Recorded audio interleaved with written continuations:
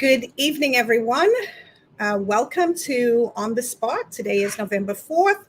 It is 2 days since the election, since the New York City elections for City Council, Comptroller, Public Advocate, and of course, Mayor. So we're very excited about today's show. We have a great lineup of panelists and experts, and we're going to pretty much analyze and dissect and have an honest conversation about what happened, not just with New York City's elections, but out in Long Island, up in Buffalo, in New Jersey, and whoa for Virginia. So first up, I'd like to introduce Michael Oliva. Michael, please, introduce yourself to our viewers, for those who are not familiar with you. Hi, how are you? My name is Michael Oliva. I am president of Sykes Global Communications, a PR consulting firm in New York City in the tri-state area, and I'm happy to be back again. Thank you. Thank you for joining us again, Michael. Our next guest panelist is Dion Powell. Dion, if you could please introduce yourself to our viewers. Sorry, I was on mute. My name is Dion Powell from the Bronx, and I'm with, as you can see, nyconsultant.us, and I'm also one of the county committeemen of the 79th Assembly District. Welcome. Thank you for joining us again. And last but never least is we have our other Michael Lange. Michael, if I said your surname wrong, I apologize. Please correct me because I don't think I said it right.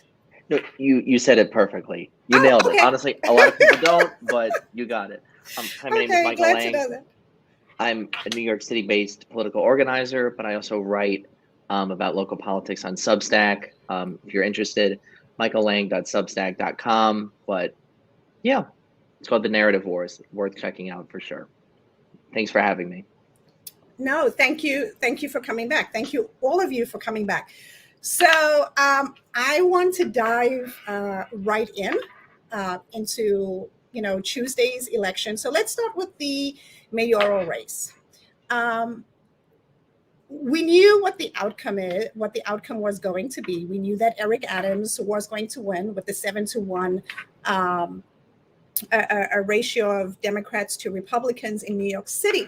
But my first question, and I'll go, so we have two Michaels. So which one of you can I say Mike, or should I just go by your surnames?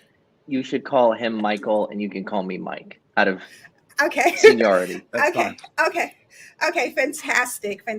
Thank you. So I'm going to start with Michael.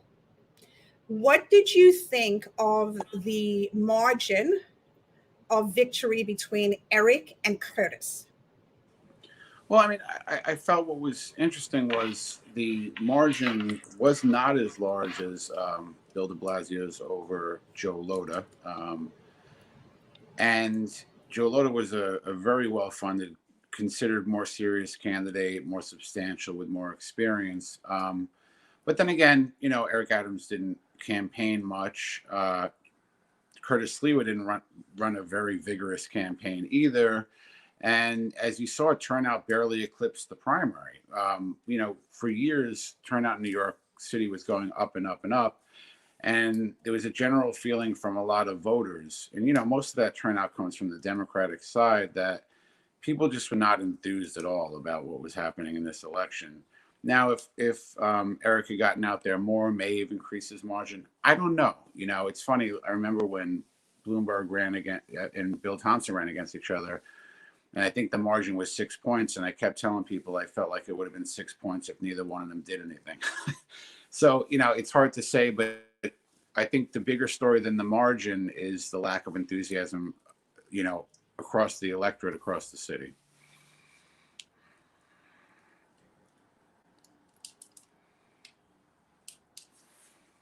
I would definitely.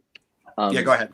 I think we lost Mona there for a second, but yeah. I would completely echo everything that you said, and then also point out that it definitely caused some pretty catastrophic effects, like down the ballot for other Democrats. Sometimes Democrats in very more conservative-ish neighborhoods like South Brooklyn and like East Queens went like very, very red, and a lot of like Democratic city council members were like kind of marooned by like Eric Adams, in my opinion, like kind of lackluster effort, as well as because there was no enthusiasm, just kind of around this election. Like, I don't know if the solution is to have an open primary or like do the top, like a top 2 runoff with open primaries or something like that in the future. But that also had some pretty debilitating effects to the ballot proposals, where you had where folks turned out more heavily upstate, and then some very progressive ballot proposals that, if New York City had really shown up to the polls, would have been approved,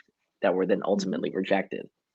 Right. I mean, also remember, if if Curtis Lee was getting, almost 30, that's almost 1 out of 3 people in the city. And so in places that are competitive, the Republican turnout was probably much higher, because those are not 7-1 places, right? Those are 2-1, or 1 point, whatever, or 3-1, or the other way. Maybe they're 2-1 Republicans. So for him to get that much, that means that the Republicans were turning out in the city, and independents had to be turning out as well, especially since, Eric Adams ran on a pretty law and order message as well. So it wasn't as if there was like this large separation in the consciousness of the voters, but there was probably higher Republican turnout and a low Democratic turnout for the most part.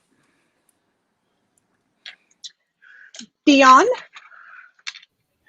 Well, it seems though, I deal with the centrist conservatives, center to the right side of the fence. A lot of Republicans and conservatives, libertarians, they didn't really take Curtis Slower too seriously. But, a lot of them built the bullet because the whole defund the police movement and the increase in crime. But unfortunately, the media doesn't give headway to any of the other 7 candidates, because there were 9 of them. And I don't think Eric Adams or Curtis Sliwa spent a lot in outreach and voter contract and field operations. So everybody just thought Eric Adams had it in the bag. And at this point, unfortunately, our voter education seems as though people realize now that the primary is it. So everybody can just go to sleep unless it's a presidential election. Yeah, no. The other thing also that I thought was pretty interesting, just touching on the general, is the ballot proposals. Were any of you surprised that the ballot proposals related to voting changes were all voted down? I'll start with you, Dion. Well, I was talking to the chairman of the Bronx Conservative Party, and unfortunately, a lot of people fail to realize upstate is kind of purple. So those people felt uncomfortable with mail-in ballots and then same-day voter registration, because they fear, just like, the former president, is fraud. And even though I argue that voter turnout so low, it doesn't matter, but a lot of people felt in that area the incompetence of the Board of Elections to complete that, seeing as though they still have dead people in the rolls and things of that nature. So that's the way I heard it on the streets of my end. Yeah, and what was also interesting was it was basically almost like a New York City versus upstate, Long Island issue, and New York City lost, And the interesting thing about it is, we have all this issue of, voter ID laws and, voter suppression. There are people who don't realize that you don't need an ID to vote. Like, they'd be shocked. I mean, you can just vote without an ID. So, the debate we see in the media and what's actually in people's minds, same thing with, non-citizen voting. A lot of people think that's sort of preposterous, and we sort of, but, they don't realize their state government is actually making attempts to push that through, or their city government. So, it was a telling tale on the debate you hear, in the media versus what people are actually thinking, because even Democratic counties like Erie voted this stuff down. So it was an interesting thing to watch. What about you, Mike? That's a good point about Erie County. I actually didn't know that, but I do think that if New York City had seen like Democratic turnout at even close to the levels that we saw in June, that would have basically carried those ballot proposals through. But I do echo, all the points made before, that increasingly it is kind of becoming like the city versus like kind of the rest of the state on like progressive issues. Like you can kind of rely on some of the Hudson Valley counties and the areas outside of Albany to, vote in favor of like progressive measures and things like that. But elsewhere, like Nassau, Suffolk, upstate, whatnot, there's a real tug of war. And when you have those counties that are much more purple, when you have folks turning out, at the levels they should, and New York City, like all these uncompetitive elections, that's kind of what you get. So I guess in hindsight, I shouldn't have been surprised that they were defeated, but in reality, at the moment, I still was.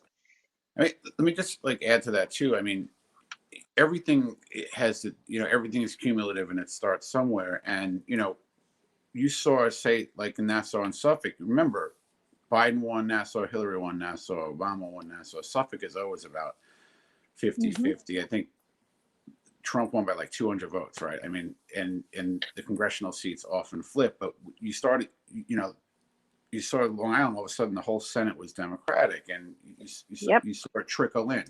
And that's why these, like, you have 5 Republicans in the Council now, 3 basically Republicans, if you talk about Holden and Kalman Yeager and Ruben Diaz, and like, they're little things, and they're in Republican areas, but I don't know if we've had that many since like the 70s, and it looks like some of them are going to switch parties. So these are indicators of where the electorate is actually going. And a lack of enthusiasm, amongst Democrats that matters, right? Because it's like, well, the Democrats aren't saying something that's resonating with them. It's not just do the Republicans vote more. It's like if you're voting less. And that's why these city council seats are interesting in a way, in the sense that, we're not, the Upper West Side isn't going to go Republican, but where is the electorate moving? Yeah, no, that's true. Dion, were you really surprised at them voting down those proposals? I mean, you actually, I think you mentioned to me that you posted your votes, your ballot. What was your take on those ballot proposals and it being voted down? Well, I personally voted no on the first one. I put that up there, and I got into a little debate with one of my fellow NAACP members about that one. Everything else, I voted yes, because I thought everything else was kind of straightforward and common sense on my liberal progressive side of my brain. But the first one, the reason I voted no was just a one-liner, because a lot of people forget that you go to elections.gov, that website, it gives you the full comprehensive extension of those ballot proposals instead of a little one paragraph blurb. The reason I voted on it was the one sentence which said that the redistricting would be a result of the majority of the electorate of the legislature. So for me and other people, it meant like whoever had the political power in our legislature would have that decision-making power, whether it's Democrats or Republicans. And I didn't feel comfortable with that. With the redistricting commission, I feel as though equal amount of power should have been shared between both major parties. Even though I believe in third parties having involvement, say like conservative parties still exist, worker parties still exist. How come they have representation on that level? But that's how I feel about that. Yeah, and also, I mean, it's look, Democrats complain about Republicans gerrymandering all the time. So doing it the other way is not like the right solution. And the other thing I'd add to that is like that 62 senator cap. I think for some people who think, well, this is census, doesn't that determine the number of like this, that, and the other thing? I think that was just Democrat or Republican was like, well, why? It was like, because the language isn't necessarily clear to the average voter, so they saw that and said, I'm not sure if that makes sense. And I think that little part had a lot to do with it. Yeah, no, I think personally, I was not surprised that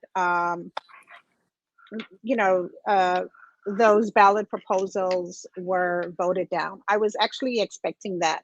I think even by the way, for New York, I'm shocked that people voted yes to the right to clean air and water. That was surprising. That was interesting too. Yeah, good point. Yeah, that kind of was surprising. But for me, I wasn't really that surprised about the ballot proposals because, when it comes to voting, when it comes to voter ID, when it comes to who can vote, you'd be surprised at how, maybe this is not the right word, but how conservative minded some people may be. when it comes to that. And I think that just to touch on that, in New York City with the non-citizen voting bill that the city council has introduced, that now I see everybody is trying to like push it off on the state and say, well, no matter what, we're still going to need the state's approval to get it done. Good luck with that. People tend to be very careful and conservative, and they don't want to make a lot of changes. So when they go into that voting booth where no one else will know exactly what they voted for, they vote, they vote their truth. They vote what they really believe. And I think that's what we saw with those ballot proposals. I also think with the Democratic Party, it's like this idea that there's a bunch of black people walking around without ID. It's like you don't treat people like children. It's like they're adults. They're complying with the law like the rest of us, and it's sort of like I don't know if that message works well with a lot of people. Yeah, again with the 5-10% of people, the debate in the media, but the rest of us is a lot of people are saying I have a license. I don't know why people wouldn't think I couldn't show my ID when I go to vote. Yeah, that's very true. I want to add that requiring ID for voting is illegal, but it's not illegal. But posting your ballot publicly, that is illegal, unfortunately. But you used the right word, Mona. A lot of people don't know that it is conservative to keep the voting laws the way they are, and a lot of black people actually kind of do because they work for it. All this other stuff is like free willy, but these old timers worked, died, blood, sweat, and tears for this right. They don't want to see change for anything. Yep. And unfortunately, a lot of educated black people that's coming up in my generation are like, you know what? What's wrong with ID? And right now, the Board of Elections actually has the voter ID card, which actually makes things go smoother on a computer.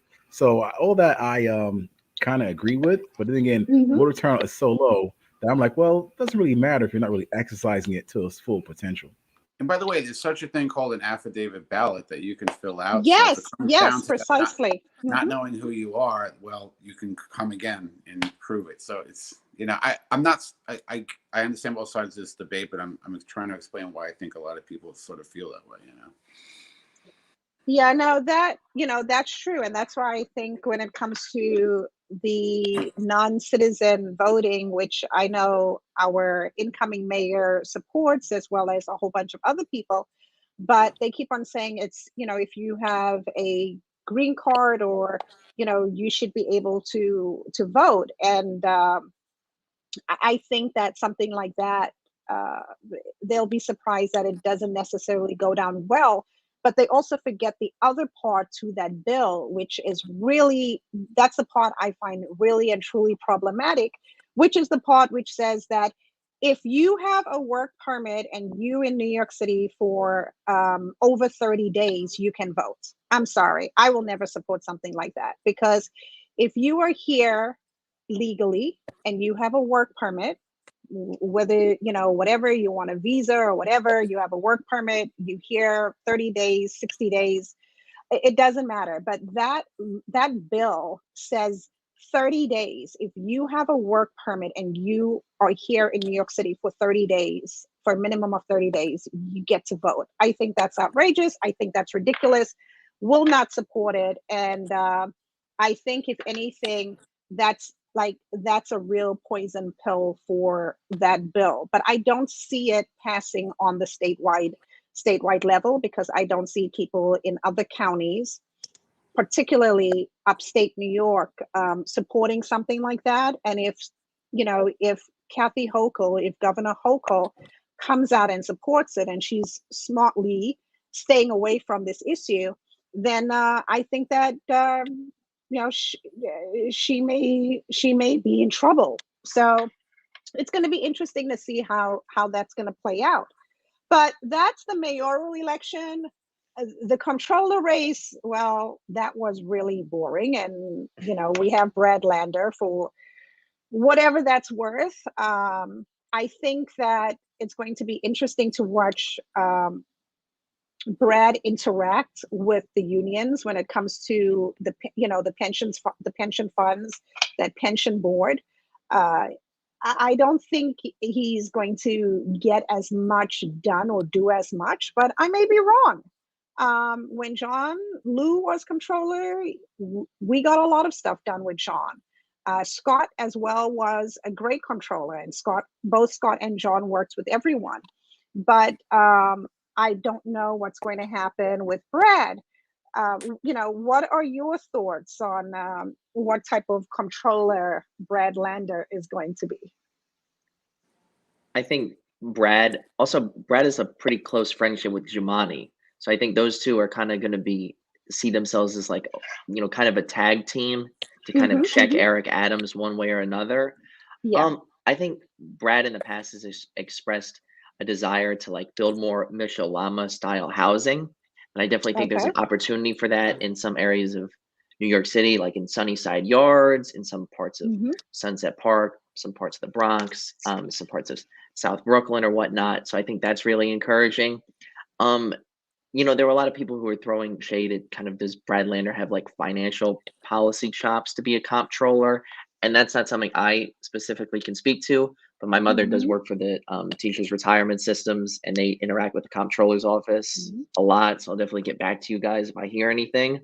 But I don't think Brad will have the antagonistic relationship that Stringer had with de Blasio, but I do think because he's also setting his sights on like future political, future ambitions in 8 years or whatnot, that he's not going to be afraid to kind of, step out on a limb and say like, give a very difficult audit here or there against maybe what Adams would like. What do you think, Dion?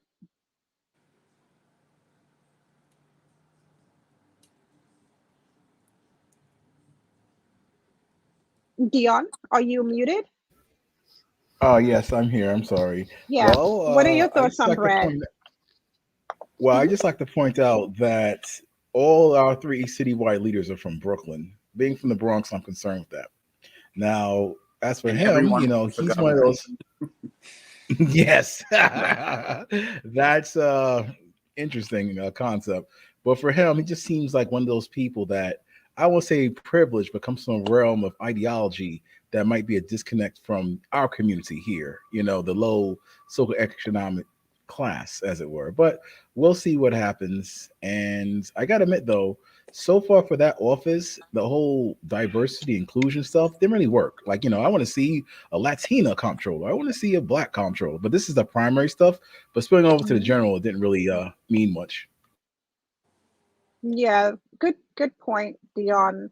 What about you, Michael? I mean, I think, Brad and Jumani a lot of people know are very close friends. They always support each other. They're sort of cut from the same cloth. So I do agree with Mike that it's going to be sort of an alliance, and the way that they're going to get, Jumani may run for governor, he may win, he may lose, but he could still be very likely still be a public advocate, and that they're going to have to sort of buck Eric Adams to make a name for themselves. If Eric Adams doesn't get a hold of the city, they may have a field day with him, right? Because there's nothing you can, even if the electorate sort of still creeps more to the right, they can take him on, and it doesn't have to be ideologically driven. It could just be about competence issues. So I do see them, just as Mike said, as sort of like being a coalition and seeing themselves as a counterbalance, no matter what Eric does. Okay, no, it's going to be very interesting to watch, and particularly Eric's interaction with the incoming city council. So I want to just switch gears to what the hell happened in Queens with the city council races. Also touch on Staten Island with the race that Sal Albanese was in. I think that was District 50, if I'm not mistaken. So I'm going to start with Mike. Mike, you did an extensive profile on Felicia Singh, right? And now seeing what happened in that race, when you were writing that profile, did you have any inkling that it would turn out this way, that she would she would actually lose, because it seemed like the momentum was was with her, was behind her. Like there was just, so much hype around her candidacy. So, what are your thoughts on it? I mean, did you see any of this coming?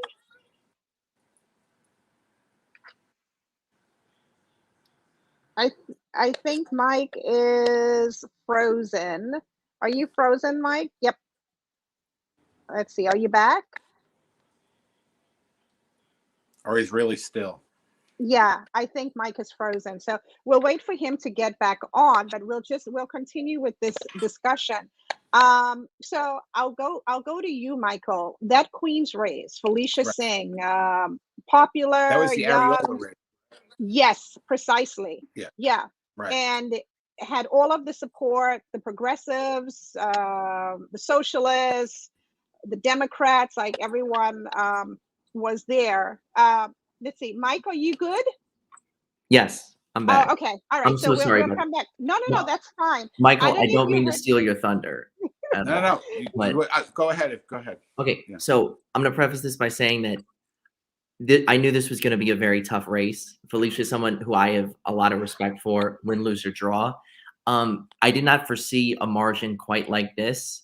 And basically for her to win, she would have had to really kind of turn out immigrant communities in Ozone Park, Richmond Hill, Woodhaven at like record levels, like numbers that we probably never have seen before. And there was a track record in this district of the more Republican neighborhoods like Howard Beach, like in the Rockaway Peninsula, of on these off-year city elections, they just come out and vote. They come out and vote incredibly consistently. And I actually have some data. I'm going to thank my friend Matt Thomas, who also has a Substack, in election districts and precincts where of the people who voted, 50% of them were white or greater. Jill and Areola won 83% of votes in those districts. And in districts where the voting body was 75% white or greater, she won 88% of those votes, which that's her racking up over 10,000 votes alone. So even though Felicia Singh did really well in, Asian majority districts and Hispanic majority districts, she just didn't get the raw turnout from those areas that was needed to win. And I think while she had great support from like the Working Families Party, Chuck Schumer, Gillibrand, AOC's PAC or whatnot, those endorsements, they look great on a palm card in certain districts. But the reality is that like when kind of driving out voters, they have like a limit, There are in my opinion, actually, there are very few endorsements at all in the city that can really consequentially matter in each election. And also Ariel's ability to spend, like the spending cap's $190K, get the independent expenditure, which is another $300,000. That can those mailers meant to drum up fear. That can really do a lot to not only depress turnout, but then get people catalyzed to be like, this woman's going to defund the police. We have to go out and stop her. And you just saw a greater turnout in, these whiter neighborhoods. And I think it was unfortunate because I think Felicia was a great candidate. So it's tough. Okay. Do you think, Mike, and we're going to touch on it because I absolutely do want to touch on this, the Asian community, that sleeping giant. A large part of her district has a substantial Asian population. And that when I say Asian, I don't like, I know people just like to say, okay, Asian is Asian, but I mean, I'm talking, Korean, Chinese, I'm talking South Asian, Pakistani, Bangladeshi, Indian, and that community, but especially not the South Asian, but the other Asian community, but just overall, they tend to be very conservative. And whether it's defund the NYPD or it has to do with, GNT or specialized high schools, I mean, for whatever reason, they stoked that bear. They poked that bear. And I'm just curious if you think that that may be part of the reason why she didn't win this race, because like I don't know any Indian, Pakistani, Bangladeshi, I don't care, any or a Korean person, a Chinese person, a Filipino person. I don't know any out of everybody that I know, and I know many of them. I don't know not one that would be okay with something like defund the NYPD, or let's sit in a restorative justice circle with the person that punched you or punched your aunt or your grandmother in the streets, and now so I mean, do you think, Mike, they had like a serious effect on not just on the turnout but on who they voted for? Okay, so for Felicia's race in particular, it's the Asian population in her district is mainly South Asian, so it's like folks from Punjabi, folks from Bangladesh, and she won precincts that were 30% Asian or greater by 68% to 32%. So she did well in those areas. She did well with her base. The only problem was the turnout just wasn't comparable to what was going on in the more wider conservative areas of the district. But which is what we talked about this before, in Tony Avela's race against Palladino in Northeast Queens, Asian voters or precincts that were majority Asian voted for Palladino, the Republican, who was famous for partying without a mask in a Congo line last year, like at the height of the pandemic. I remember that. Yeah. So those majority or those majority Asian precincts voted for Palladino, around like 48%. So in those areas, like around where Grace Meng represents in Congress, and those assembly districts with a higher concentration of not voters from like Southeast Asia, but more folks from China or Korea or whatnot, they did kind of realign a little bit more to the Republican Party. And that was when they had a very conservative Democrat on the ballot, someone who wouldn't go near defunding the police or whatnot. And it might not have even had to do with him, but more maybe having to do with like Bill de Blasio and the specialized high schools, gifted and talented, things like that. Yeah. Dion?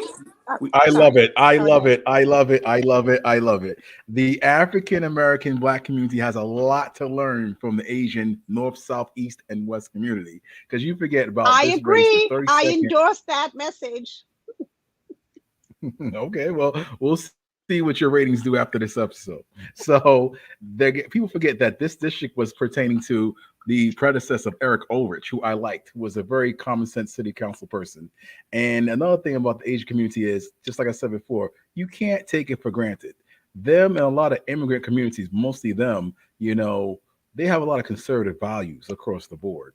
And another thing about the minority community, like I said earlier, the Blacks, Latinos, and otherwise, a lot of them went to sleep, as we said before, because they thought Eric Adams had in bag, they didn't vote. So that's how I feel that happened in those areas. But yes, you can actually see in their voting pattern, you can't take these people for granted. They're swing votes, they might be purple themselves. And that's actually a good thing, in my opinion. So I'm glad it went this way. It'll bring a little bit more, I'm not saying common sense, but a little bit more different perspective to the city council. We'll see what they can do. Yeah, look, another thing is, when we talk about Asia, like that's like half the planet. Well, you got to come up with better names. I agree. I mean, and South Asian people, there's got to be some frustration there because they just had so many candidates out there, but sometimes they had 5 in a race and it didn't work out. But I think for Singh, it's sort of like if you walk around that district, it feels like like a white ethnic part of Nassau County, even in the places that don't have white people, right? It's like it has this there's this feeling. It's there are houses and it's not like these are not liberal voters, and sure, like you could say, what was her name? Areola got, 30% of, the South Asian vote or whatever. but it's almost akin to like, you know, when Giuliani used to eclipse 30 in central Brooklyn, right? Like among like say Caribbean voters, right? Like he didn't have to win, but he went to those churches and he got 1/3 of the vote, you know. So that's sometimes the formula. It's not where you win or lose. It's like, do you lose by not enough? And the other thing is, you know, her message, you know, she's running sort of like on a citywide message, you know, you have to sort of run to the zeitgeist of your district, of the, you know, the collective mentality of your district. And like, I'm not going to run the same in San Francisco as I am in San Diego. Yes, like it's completely admirable to speak your mind and have your values, but part of strategy is sort of tailoring yourself to where you're running somewhat, or you're just not going to win, you know. And so I think, sure, you get a lot of like exposure outside of that area, but are you speaking to the people in the area? And I don't think that message was resonating with them, her message. Well, wait, I'm glad you brought that up. And it is like definitely there's a balancing game to it. But also at the same time, past Democrats who had run and who were like clobbered by Ulrich ran to like the center of that district and like tried to win, tried to get a base in Howard Beach, tried to get a base on the Rockaways. And then when it came down to it on election day, they kind of found out like, hey, I'm trying to win these Republican voters who are like still probably going to vote for the Republican. So I really admire Felicia Singh for just kind of like being like, I'm going to stake out this progressive message, but it's like, I'm also from part of the district that's like not really represented in local government like that. And she like really did try, but it just, the margins were not on her side. Let me ask you, okay. So the 2-1 in her areas, right? Like it's like 3-1. Was it 3-1? I mean, I thought you said it was 2-1. So. It's in that area, it's like 55,000 registered Democrats, 20,000 Republicans, 20,000 independents. Right. So it's, you know, it's a matter of like, she could have only done better in that community, right? Like it wasn't like a lot of them were going to vote for the Republican candidate. But if the message was more tailored to, like Mona said, the fact that like, and, you know, look at the race in Northern Queens, you know, a lot of these folks are not necessarily like liberal voters. So I'm not sure who she was drumming turnout up with that message. That's all I'm saying. Like, I'm not saying like the other formula would have necessarily worked, but that formula definitely wasn't going to work, if that makes any sense. I think it's just the other form had like kind of been tried and she was able to like win the primary this way. So it's like, if only you were able to build on that. And it's like, this district also like did vote in the city elections on these odd off years, it does go red. But on the, you know, if this election was last year, I think she would be in the city council because this district went for Biden. But it's just in these off years when turnout is really skewed to the right, I think it maroons progressive, moderate, and conservative Democrats. And I think but it's also a study of sort of how all sorts of demographics change the way they vote depending on level of government. You know, there are a lot of people who vote very conservative on the local government. Like if you take sort of like Eastern Queens through Long Island, but you know, when it comes to president, so it's like, you know, that's true. What level you're running on as well. Yeah, I mean, that's interesting. I want to just share Grace Meng's tweet. She is the congresswoman in that area, and let me put my glasses on. So she says, yes, she says today, substance and policies aside, Dems in general need to pay more attention to multilingual outreach and staffing that includes AAPIs. AAPIs are Asian American Pacific Islanders. We need a good message and messengers. I've not seen this with the majority of Dem candidates, even in New York City / New York State. And then her second tweet, let's take a look at the second tweet as well, which is even more vocal than the first one. 1 second. let's see here. And then her second tweet, which she really goes in, and she says, pending paper ballot counts, the assembly districts of, what is it? Help me out here, guys. All right. Neely, Ed Brownstein, Barnwell, Ron Kim, Stacy, all went Republican. That's a lot. And that doesnn bode well for next June. I'll say that much. I think that's more assembly districts than Maliotakis won, period. Or something like that. It's a lot.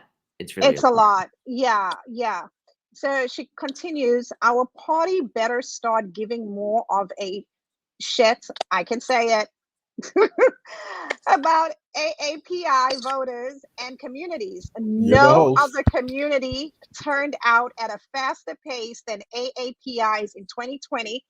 Thank you. And that is precisely why I say to Dion, I endorse your message. If only we could come out like that for issues that impact our communities. So that's why I endorse that message. But I mean, and also what Grace says about outreach, multilingual outreach, and then also the demographics of some of these campaigns. Like, no offense, but if you are trying to get Asian voters, maybe you need to hire folks who speak the language, organizers, canvassers, or, staff, even senior staff to your campaign to do this outreach. And don't parachute them in. Make sure they're actually from the community, or they're from the area, or, they know the landscape and they have a network. And the same thing for in Black and Hispanic communities, and for Black and Hispanic races. But I don't have the tweet, but I tweeted when a group of Asian community leaders, Wei Wah Chan, the president of CACAGNY, the Chinese American Citizens Alliance, Phil Wong, who is also another prominent leader in Queens, Donghui Zhang, who ran for city council, who heads up the NYC Residents Alliance, Yatin Chu, who is the co-president of PLACE, Parent Leaders for Accelerated Curriculum Education, GNT, Specialized High Schools. When those Asian community leaders sat down and had that meeting with Lee Zeldin, and to see how they've organized and mobilized around specialized high schools, GNT, all of these Asian hate crimes, I'm just wondering to myself, is the Democratic Party taking them for granted the same way they take Black voters? Because Black voters will still go ahead and vote Democrat, but clearly not that Asian community. They're not having it. So, being that it's coming from a congresswoman saying they need to give a shit because they're losing them, and this this is the result, and it's almost so immediate. I'll start with Michael. Michael, do you think that the Democratic Party can turn this around?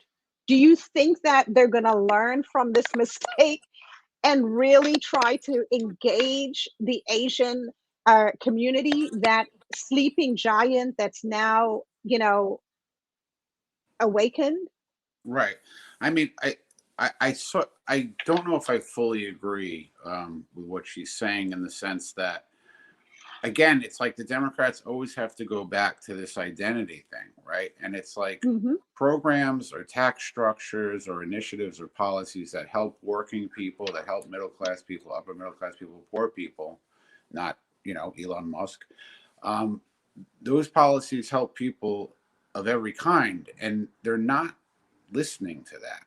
It's like, right, again, they go to Virginia, they pick and choose one thing out of a poll and say, well, it was all about race.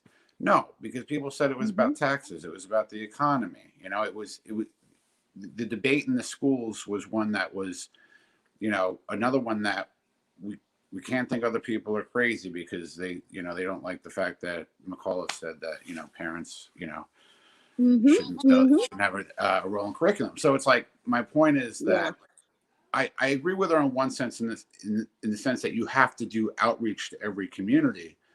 But I think your outreach to every community has to be through what you're saying you're going to do. And if, you know, now we have to do everything we can to make sure there isn't discrimination and that everybody is uplifted from the same policies that everybody else is. There is, you know, systematic racism, right? But guess what? Most people don't look at that as bigger than, do I have a job? How many taxes am I paying? You know, they want to like feel like that what people are saying is benefiting them. And yes, you need outreach to every community, but again, the Democrats knee-jerk go back to like, oh, this group, that group, the other group, and they don't have a message for everybody. And I think so. I don't fully agree with what she's saying, because I think that speaking to Asian voters is the same thing as speaking to every other voter. You know, and like I forget the guy. Well, he has a podcast. The guy who Biden went on and said, "If you don't vote for me, you're not black." Oh yeah, Charlemagne. Charlemagne the God. Yeah. No, but Charlemagne said maybe we should just vote for Trump. Like, you know, like, because the Democrats take us for granted election after election. They didn't like anything Trump had to say necessarily. But, you know, hey, let's show them that we're not going to vote. The only way that you can change what people do is not voting for them. And I think in this sense, it wasn't a love affair with the Republican candidate. It was kind of like, you know what? Like, you never do anything for me.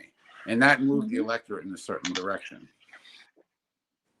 That's right. And just back to Charlemagne the God, the Notre Dame shows that black men, as a draw across the board, didn't really vote for Biden, kind of voted for Trump, or didn't vote at all. So our votes couldn't be taken for granted. The next thing is these campaigns, as a consultant myself, they won't really hire from the community, buy from the community. In the Bronx, most of that campaign funding wasn't really spent on the streets itself, business owners as opposed to workers. They just want to do volunteers, or let's just throw $15 an hour at them. And that's not really working anymore. As opposed to the Asian community and immigrant community, however, they actually are different from everybody else. You can't just throw freebies at them and masks and all the other garbage. So you actually are dealing with people that identity politics is not as effective as it is on some other folk. That blue Kool-Aid, they don't really drink it. And a lot of them actually, believe it or not, don't really vote as often, if not at all, because politics doesn't really pertain to them in their little bubble. They're leaders that are educated, more Americanized, and so they deal with that as needed. Meanwhile, everybody else is just doing their own thing. But once again, hiring leaders, put them in leadership roles, and small business owners, putting that money out on the street with the right messaging from them, from their community, I think, like you said before, go a long way. But then again, the immigrant experience, these people have something called values. So screaming the cops are bad when that doesn't really affect them doesn't really work. It's a water off the duck. You know, when you say, well, we need more equity in education. Well, what does that mean? You're trying to change my specialized high school test for diversity? Well, that's not going to help my kids succeed. So all those sound bites, buzzwords, freebies, not hiring from the community, getting leaders and validators, that doesn't work out there. I love it. Yeah, no, they definitely poked that bear, and I really want to see what's going to happen with next year's state legislative races with those primaries. And then also, like, you know, Michael, you said there were a lot of candidates from the Asian community running for these city council races. I'm curious to see if any of them, based on what just happened in the general, are any of them going to run for a state assembly seat or a state senate seat and challenge any Democrats. I think John Liu is safe because he's, you know, he's supportive. He has a good, well, we all love John Liu. And he's been on point when it comes to education. He's been on point when it comes to GNT and specialized high school and the lack of engagement that the DOE has with parents in general. So John has always been an ally to all parents. If you go to a country like India, and you could say this about a lot of countries in Europe as well, like the difference between the far left and the far right and the amount of parties they have compared to this country, where parties are like really very similar, like compared to the breadth of parties in other countries.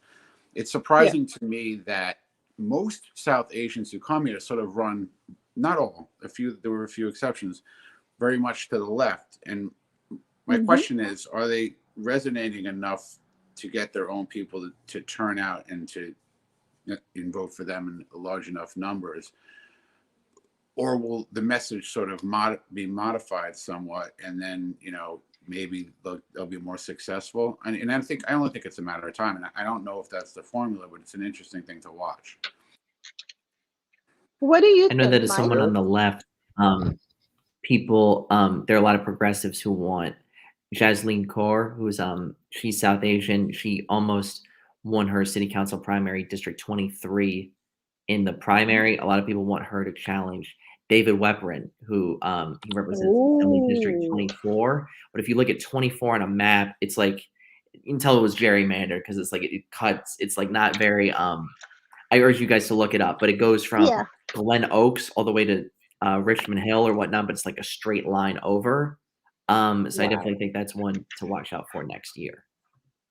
Okay, well, we'll definitely keep our eye on that. And very soon we're going to start our Meet the Candidate interviews, the same as we did Meet the Candidate interviews for city council races, as well as the mayoral races. So I'm going to get started on the Meet the Candidate interviews for state assembly and state senate.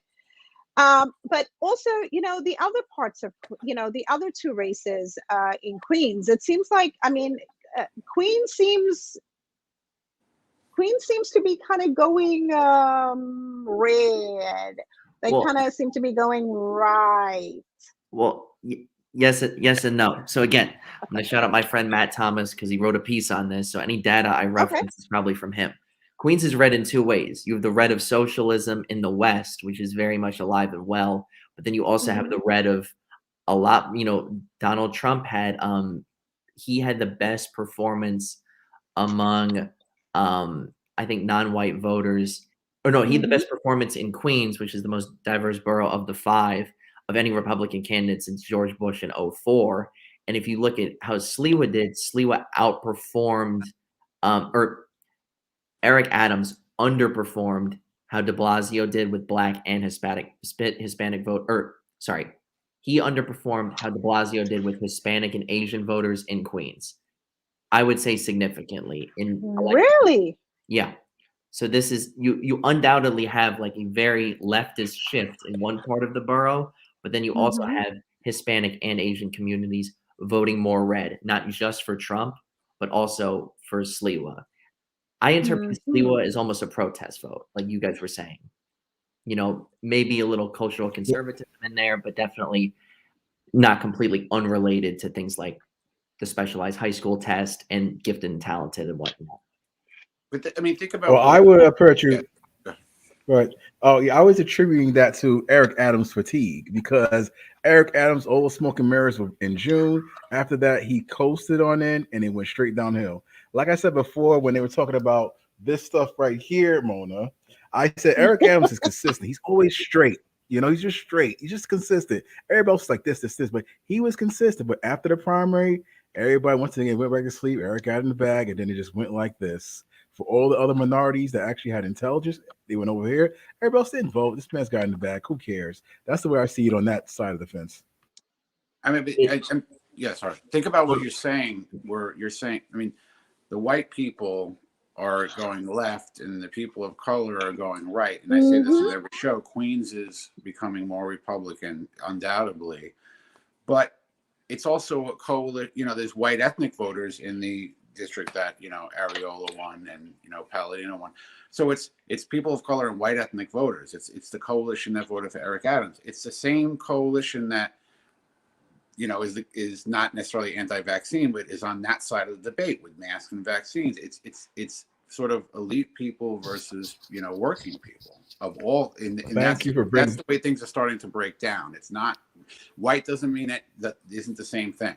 Black isn't the same. You know what I'm saying? That's the way it's breaking down now. And it's a microcosm of the country, really. It's very diverse. Michael, Michael, thank you so much for bringing up mandates, because that in the color community, as it were, is making a lot of strange bedfellows. I was at an anti-mandate event yesterday with my Blexa t-shirt, standing next to somebody that had a Black Lives Matter t-shirt. I just want us all to take pictures together, because that mandate issue, Eric Adams has been silent on, and de Blasio has been messing up. Hochul's been messing up with that mandate issue. And I tend to believe if they have civil servants or beyond in those areas of Queens, they probably did vote red, because a lot of them lost their jobs, or they might be threatening to lose their jobs. And that's a key issue that I said before, that is striking a lot of people. I knew that it would reflect in the voting pattern this cycle, because a lot of people who are far left came center and far right when it came to these mandates, and vice versa. That's right. I mean, even look at Europe. I mean, people who tend to like the government more than we do here, there's protests all over the place, right? And in New Jersey and in Virginia, which are unmistakably blue states at this point, it wasn't that people were necessarily voting on COVID, but it was way down on the list. It's almost like, again, separate debate between what's going on in where people live and what's going on in the news. And I think, but the Democrats are going to start to see this, right? And start to see, maybe this isn't working out so well. And I think in not much time, you're going to see the messaging change a bit. But no candidates were talking about the mandate issue, and that's the problem. There was such quiet from Eric Adams. I'm sure all the Republican candidates might have set a few signposts for that trigger word in certain areas, but since nobody talked about it, and it was so censored, and social media kept trying to have it censored, all that fury festered, and it just came out in the ballot booth, and I was just so happy with it. But if you talk, I mean, also, but it was Republicans too, right? In Jersey, it was taxes. In Virginia, it was the education issue and economic issues as well. I don't think both sides are talking about it. I just think people they moved past it. They were on to other issues, and then that's why when you see these mandates, it's kind of like everybody's kind of like, I don't want to deal with this anymore, and the government's telling them something different. Am I making sense? Well, New York is different. Remember, we have the most restrictive mandate laws there are. Those other areas you mentioned, not so much. Right. But consistently in the news, rallies, protests, on the job, mandatory, people are getting fired, people unsure, parents are not letting their kids go to school. It's going over the place. That's why in Florida, where DeSantis is, the laxest laws for mandates, his COVID numbers are so low, people are actually seeing through the sound bites of the polarization of the COVID scary giant out there. You must get vaccinated or else. So nah. There was a long piece in Politico's email last night, and I guess it was a health expert who said, well, if we vaccinate children, it'll slow down the spread. Like every study that comes out says, no, people with the vaccine can spread COVID. It's almost like the science is not like permeating the media. And I think people are just sort of figuring that out. And a lot of people who understand this believe in vaccines. Of course, it's like a lot of people say, I'm going to get a lot less sick, which is true. It doesn't mean that if you can spread it, though, what are you worried about if someone else isn't vaccinated? Like it's to protect you. It's not to protect them. And that's their problem. And, of course, there's a cost to society, but it's like this idea that we're protecting others with us being vaccinated is just not, it's just found to be untrue. Yeah. So that vaccine conversation, and now with the vaccines becoming available for 5 through 11-year-olds, it's just going to continue. So I want to leave our municipal elections behind, and let's talk state races. And I'm looking at the time, so I want to start off with our closest neighbor, Nassau County and Suffolk County. I want to start off with you, Michael. Right. Since you're out there, I was talking, texting with Mike earlier, and the word he used, which I think aptly describes what happened. It was a bloodbath. What happened? Well, I mean, I feel like with the two DA races, look, bail reform was a huge issue, right? Like, let's not mince words here. Like, it was like the crime is ticking up in Nassau and Suffolk. Believe me, it's not crazy. People have way more fear than there are certain neighborhoods, but than is really warranted right now. But it's certainly penetrated, And you saw, Tim Sini was pretty popular. He's not a liberal. He was a Suffolk County type DA, and I think that issue just sort of like swamped the whole debate in those two races. But there were other races too. I mean, there was the Nassau County executive race. I actually took notes here. It looks like Laura Curran's going to win, but it was way closer than people actually thought it was going to be. And the Democrats lost the comptroller race. And so again, back to issues like taxes and economics. This was very much not an identity-driven sort of debate that was going on here, and the voters went in the same direction that they did in a lot of other places. But there were also, if you look at Westchester and Nassau and Suffolk as well, that Suffolk County, the Westchester legislators, which is akin to like a council person in a county, right? They lost some of those races as well, and make no mistake, like when I was young, I remember that Nassau and Suffolk were extremely Republican. Democrats have been making inroads there for years. A lot of the time they had to do with Republicans always ran on taxes and they just raised your taxes. And I think people figured, well, at least with the Democrats, we might get something. But now that it's starting to turn back the other way, it's a good indicator of what's happening nationally, because they are basically, Nassau and Suffolk are 50-50 places, right? That's just the way it is. And there are rarely swing congressional districts. I don't know, there are 35 in the country, and many of them are in those two counties, and it was a bellwether for what happened in New Jersey and also in Virginia. What are your thoughts, Mike, on that bloodbath over there in in Nassau and Suffolk County? I will say I lived on Long Island when I was a lot younger, but it's definitely not an area of expertise at the moment. And to be honest, with the way things have gone for the Democrats just as a national party the last year, and with what all kind of the trends that we've been discussing so far, especially with like whiter middle class voters or whatnot, I'm not terribly surprised by this. And also, I remember the last time I was on the show, we were talking about how Jay Jacobs endorsed Kathy Hochul and like Jay Jacobs this, Jacobs that. I said it before, I'll say it again. Like, he needs to go. This complete failure from top down, I think, reflects horribly on him. And I think the only reason he's still here is because he endorsed Kathy Hochul to try and save his job. But his performance as state Democratic chair this election, I don't know what he brings. So I can't offer as much specific analysis on what happened in Nassau and Suffolk County, but I can say that this is another reason why the state Democratic chair should go. I mean, he said something like, it wasn't a great night. And I was like, that's not a lot understatement of the year. Yeah, that's not a ton of insight here. And I would, and like, I'm not really critiquing Jay Jacobs as far as who he is, but I would think it would have been a better course to say, look, we're going to re-examine what we're doing here, what our issues are, and we're going to really run strong. And so give a little bit more of an analysis than kind of like, oh, sorry. Like, I just felt like that it wasn't a great way to respond, Didn't someone, I think I saw somewhere a statement or a tweet from one of the Democratic clubs.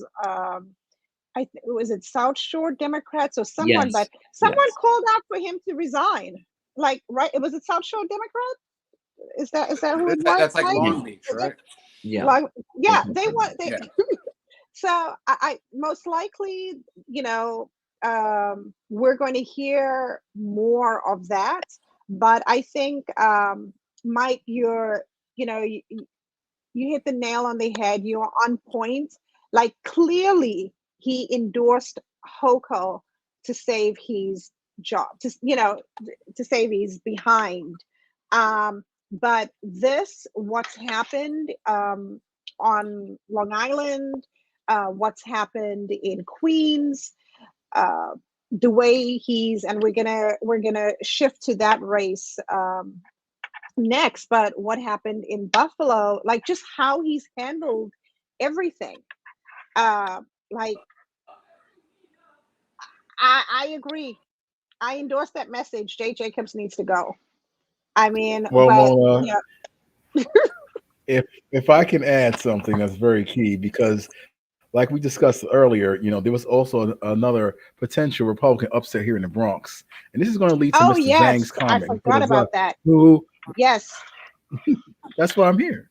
So I'm going to go back to Mr. Zhang's Yep. comment, who mentioned homelessness and homeless shelters. Mm-hmm. Just like in Long Island, the more access you have to education, ownership, leadership, and those kind of things, the more conservative your mindset will become. So purple, purple, purple. All these sound bites don't work in these areas where there's ownership, education, leadership, and access to a lot of income, right? So Yes. here in the Bronx, Morris Park area, Pelham Bay, Country Club, Bronx Neck, throwing a homeless shelter in there is going to piss off a lot of people. But the difference is they know how to deal with it, who to call, the laws, this, that, and the third. Once again, in the same area, there's a supermarket on Tremont Avenue, upzone. They're going to try to throw in a nice 8-story building, and they was like, oh. No. The regulations say you have to be 5 stories. We don't want to take over a supermarket because then it's going to cause casualty.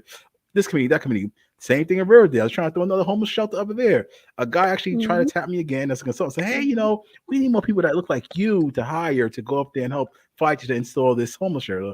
I was like, I don't care how much money it is. I'm not selling my community. So once again, Mr. Zhang put up another comment here about Rikers Island. Once again, Long Island, MS-13 is a real thing. I know. I have people in the streets in Long Island. So, yes, it is. You know what I mean? Yeah. I grew up a lot of my life in Freeport, and I look. If I was running the Democratic Party, the SALT tax deduction would have. I would. That's all I would have talked about. I would have just pounded on it. But it's like this idea that you might actually generate some wealth through owning a home rather than renting an apartment and throwing your money away. I'll add to that too. Into the Democratic Party, Michael. even though it was the Republican with Trump who actually ended the deduction. They could have capitalized on that, and I didn't hear people really talking about it.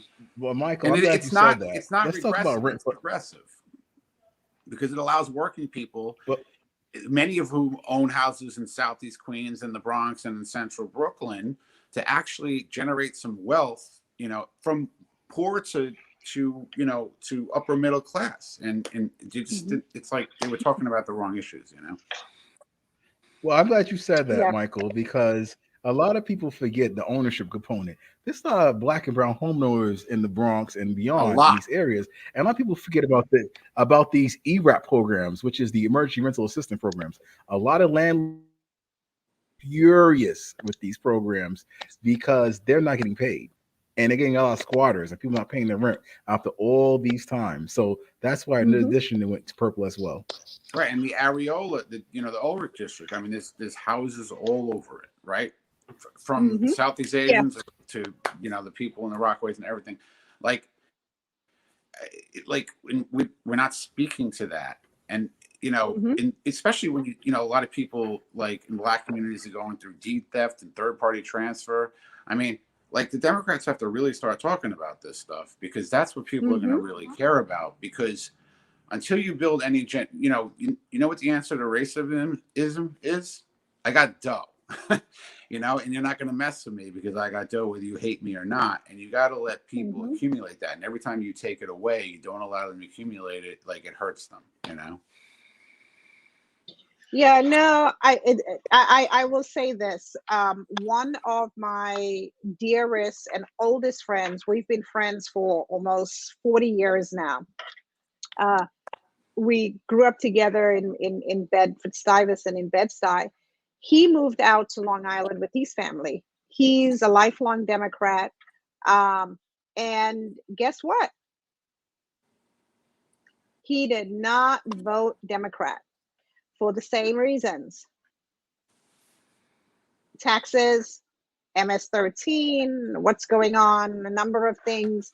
but that's what's happening. So it's, yes, we see, if we could just see more African Americans and Caribbean Americans doing what the Asian community has done in this one election, like just this, like they just slapped the daylights out of the Democratic Party.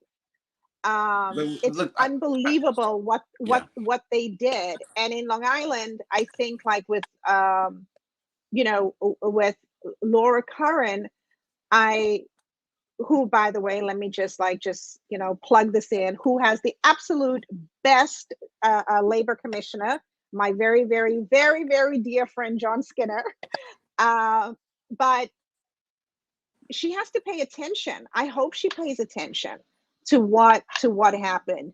And we'll see if she ekes out this victory, because I think it's not confirmed. It's still, we want to count every vote. So, but I hope that the Democrats out there on Long Island start to pay attention, because if they don't, then next June is going to be another bloodbath.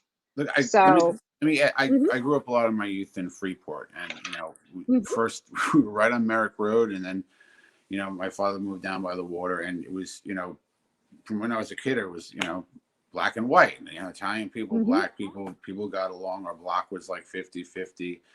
And you think about Freeport, you think about Belmore, you think about Hempstead, and that's sort of, and you can move out into other neighborhoods. These are communities, diverse communities, and the black people in these communities are not moving left. Let me just say that, and that's sort of something I think the Democratic Party has to have more of an understanding of. Let me ask Mike. Michael's comment that he just made. And they're homeowners. And they're homeowners. In your experience, Mike, because like you're around a lot of progressives and liberals.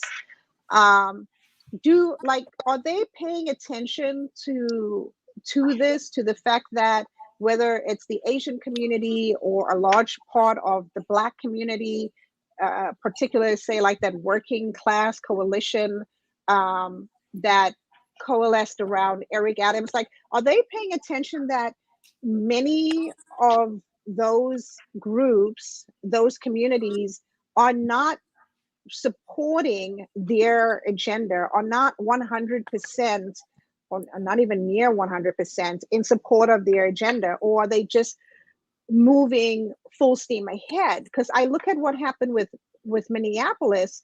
They had the referendum on whether or not to abolish their police force. Or and guess what? Rename it, and it failed. Yeah. Yeah. So like, yeah. And so my question is like, are these? And I'm not a fan, and I'm sure all of you guys know by now, but like, seriously, are they paying attention? Are they going to learn from what has happened right now with this general, with these bloodbaths going on, and those city council races in Queens? Like, are they paying attention, or are they still going to keep on, well, we know what's best for you communities, for you Asian communities, for you Black American and Caribbean American communities? Because like, we, as a Black woman, listen, I'm paying attention to what the Asian community said, and I'm going to tell everybody that I know, look at what the Asian community did. Right. Look what they did. Why can't we? We have a larger population. Mona, Mona, what? You're a homeowner. What? Be careful. You're a homeowner. Be careful. What? Listen, don't be sheeple. Like, I just think that, like, my question, Mike, is, in this space and this circle that you in, like, right, what's the scuttlebutt? Like, are they paying attention to, like, even like what someone like Grace Meng said? I'm actually really glad that you asked this, because some of the best research I've seen, like concrete, like research with real results that I try and cite whenever I can, is done by like people that I would consider like on the left. leftists, socialists, progressives, whatnot. But just like any movement in itself, when I say the left, I mean socialists, progressives, leftists, like anyone who kind of fits in like that mold. But just like any movement, there are divisions in itself. So there are a lot of people, which is very encouraging, on the left, Black, white, Hispanic, Asian, we're kind of sounding the alarm about like, hey, you know, we have some policies that we champion that the multiracial working class loves, but then others that are just wildly not very popular. Yeah. And I consider myself part of this group that's like willing to look at it like very objectively and be like, hey, this kind of works, and we still have work to go here or whatnot. I do think though that this general election bloodbath reflects a little less poorly on the left, because then it's like here are in some cases very conservative Democrats still getting stomped out by Trump Republicans. Yeah. You know, so I do think it's also different. Like, how do you run an election in a primary versus how you run in a general? But and there is an inherent tension between, you know, I would say some within the socialist movement and some that work at these more progressive nonprofits, that there is an inherent tension where it's like some feel that, you know, your concerns or whatnot are not being heeded. I mean, No, sorry, go ahead. I was going to say thank you for mentioning nonprofits, because the Bronx has saturated with nonprofits and shelters and jails. I was going to say. And the thing is, a lot of liberal, progressive, socialists live in their own echo chamber, and it doesn't hit the streets, and there's a huge disconnect. There's a certain person I know personally that won city council, and this person's initiative for her district is environment. So that's not going to resonate here in the Bronx. And I looked at my colleagues like, is this person for real? Yes, we got to talk about the new Green Deal, y'all. No, we don't understand that because our education level is low. And how's that going to put food in my kid's mouth, education, and stop the police? Even that, if you want to go far liberal. But then again, Bertha Lewis of the Black Institute, who I've been around in her realm, she said something very key that she wanted to start. She wanted to start a Black Institute poll, because all these polls and surveys we see about our community don't really reflect our community. And what happened with the Richie Torres congressional race, they made up a poll of 200 people from the Bronx saying that he was going to win. Everybody on the street's like, well, who are these people? And that's the huge disconnect from letting our people have access to the campaign contracts, leadership roles, data analysis, and all those things. Oh, I'm actually so glad that you brought up that poll. We probably hate that poll for completely different reasons. But that was a poll from a very progressive organization, Data for Progress, that basically said like it's a 2-horse race. Every other candidate from Michael Blake, Sam Lopez is at like 6% or below. But then when people actually went to vote, that was not farther from the truth. Ruben Diaz Sr., who was built up to be this boogeyman who had a real shot, completely flailed out. But then you had other candidates like Blake and someone who I would like Sam Lopez, who really, because of that, seeing, oh, they have 2%, everyone needs to get behind Richie Torres, really lost a lot of energy, when in reality, like, that was just not reflective on the state of affairs whatsoever. So I would definitely agree that, you know, there needs to be some introspection when it comes to polling, especially a race that small. I've been around for a long time, and I was back in the 90s, I was the Central Brooklyn coordinator for Acorn, which sort of morphed into the Working Families Party. In fact, I was at the I was at the meeting when they first started talking about it. Bertha was my boss at the time, and she had she made a speech to us once, and we were all kind of organizers, aka like canvassers, and she said, the Republicans are not the enemy, social services are the enemy. And I think what the left has lost is like the idea that organizing for policies that are, you know, and by the way, no, I don't think anyone on this panel disagrees that you don't leave people on the street, you help people who need it. But organizing should be about empowerment, right? It should be, if you believe in like unions and labor movements and stuff like that, it's about like not getting stuff, but getting more for your labor, you know? And I think the Democratic Party is, I was having a discussion with someone last night, and especially the left. And I think, you know, and I think a lot of what they say is very worth listening to. And I despite a lot of what I say in here, I consider myself there as well.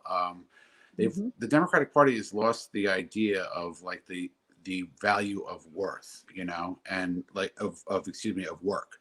You know, it's like they don't talk about it a lot. They don't really talk about jobs a lot. They don't talk about, and you know, I remember James Carville once was talking about, you know, it's sort of like eating and breathing and, you know, having sex and, you know, is labor. Labor is a human thing. Like we need to do it. When we were hunting and gathering, we needed to do it. It's part of our psyche, you know, and I think that they've lost the message, the economic part of that message. And I'll give you one example, and I hope I don't get myself in trouble here, but when the whole Dave Chappelle controversy was going on, NPR wrote an interview that said Dave Chappelle was using his like white privilege to punch down. And then someone else wrote something about Dave Chappelle was using his white supremacy. And I think when we get into that sort of insanity where we're saying a black man has white privilege, we're concentrating on the wrong stuff, you know? Like we have to start getting back to the issues that I think most people care about. Yep, the bread and butter issues. Yeah.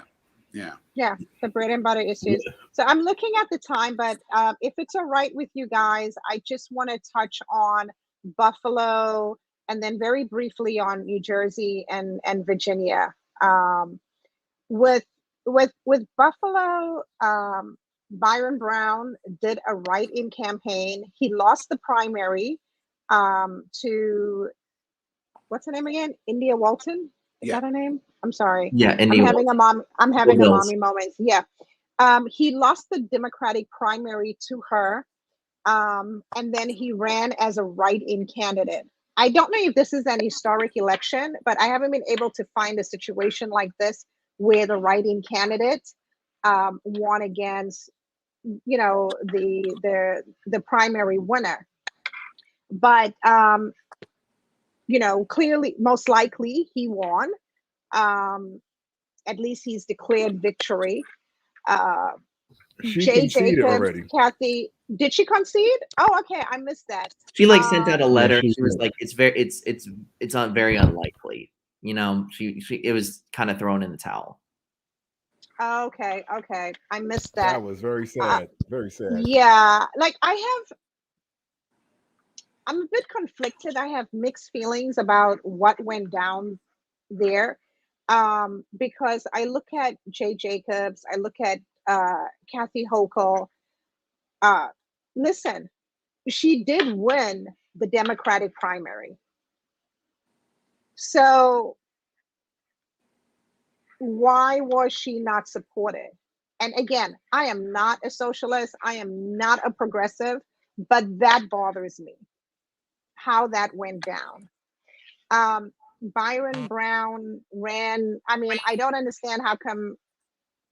Well, I kind of do understand the coalition that he put together with conservatives, Republicans, and everybody else, independents, everyone coming together and voting for him in the general. So my question is this, and I'm going to start with you, Mike, since you in this space. I always say to myself, why don't these democratic socialist people go and start their own damn party? Why you have to hijack the Democratic Party? But this race between these two Democrats, India Walton and Byron Brown, in the general, with her being painted as the socialist candidate against Byron Brown, our Democratic mayor, is this an indication that most likely, you know, in general elections, when it's a socialist against, say, a Republican or someone that can bring together some type of coalition, that the so-called democratic socialists most likely will not win? Or, you know, do you think this is the exception? Because everybody was watching this race. This is a tough one because I really like India Walton, but I don't think the sole reason she lost was because she was a socialist. I think in the general election electorate, Byron Brown had a few more options than she did. He also received like a massive influx of outside spending on his behalf. And Buffalo's by no means a small city, but there is a lot of harm that so much money dumped in on mailers, on television ads, which in my opinion were largely devoted to like fear mongering around her, not just some of her more leftist policies, but also around like who she was as a person. You know, like this woman. Oh, wow.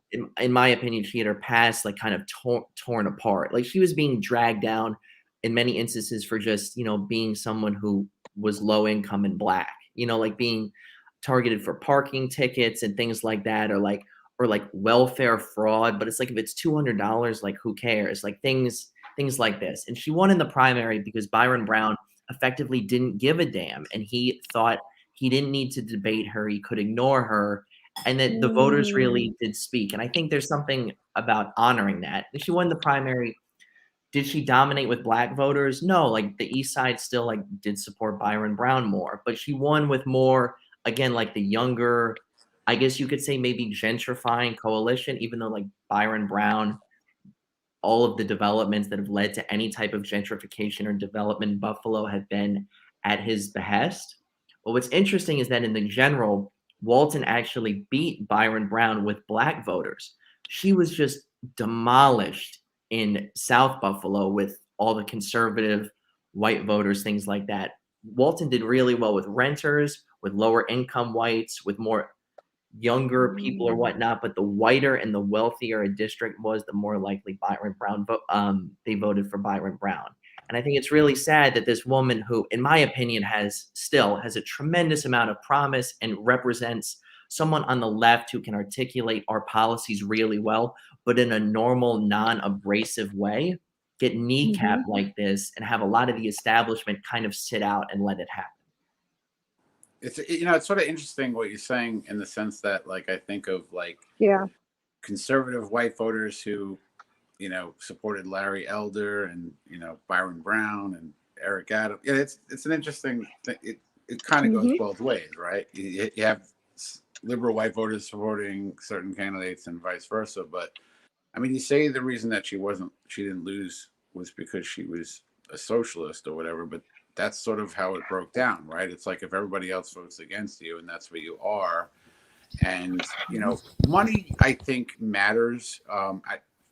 Obviously fear-mongering tactics are going to like play their part, but this race was very above the radar. Like, we knew about, like, you know, people knew about it down here. It was like, oh yeah, that you know, Byron Brown didn't run, and India Walton, she's this, and it was like, oh, he's doing a write-in campaign. And like, it was so above the radar that, does money matter? Of course. Does it matter as much? No, it doesn't matter as much. And, you know, it was an interesting coalition. And going to Jay Jacobs, I sort of feel like I thought he was treated a little unfairly, in the fact that, like, in his remarks, he quantified twice that the comparison wasn't an apt comparison.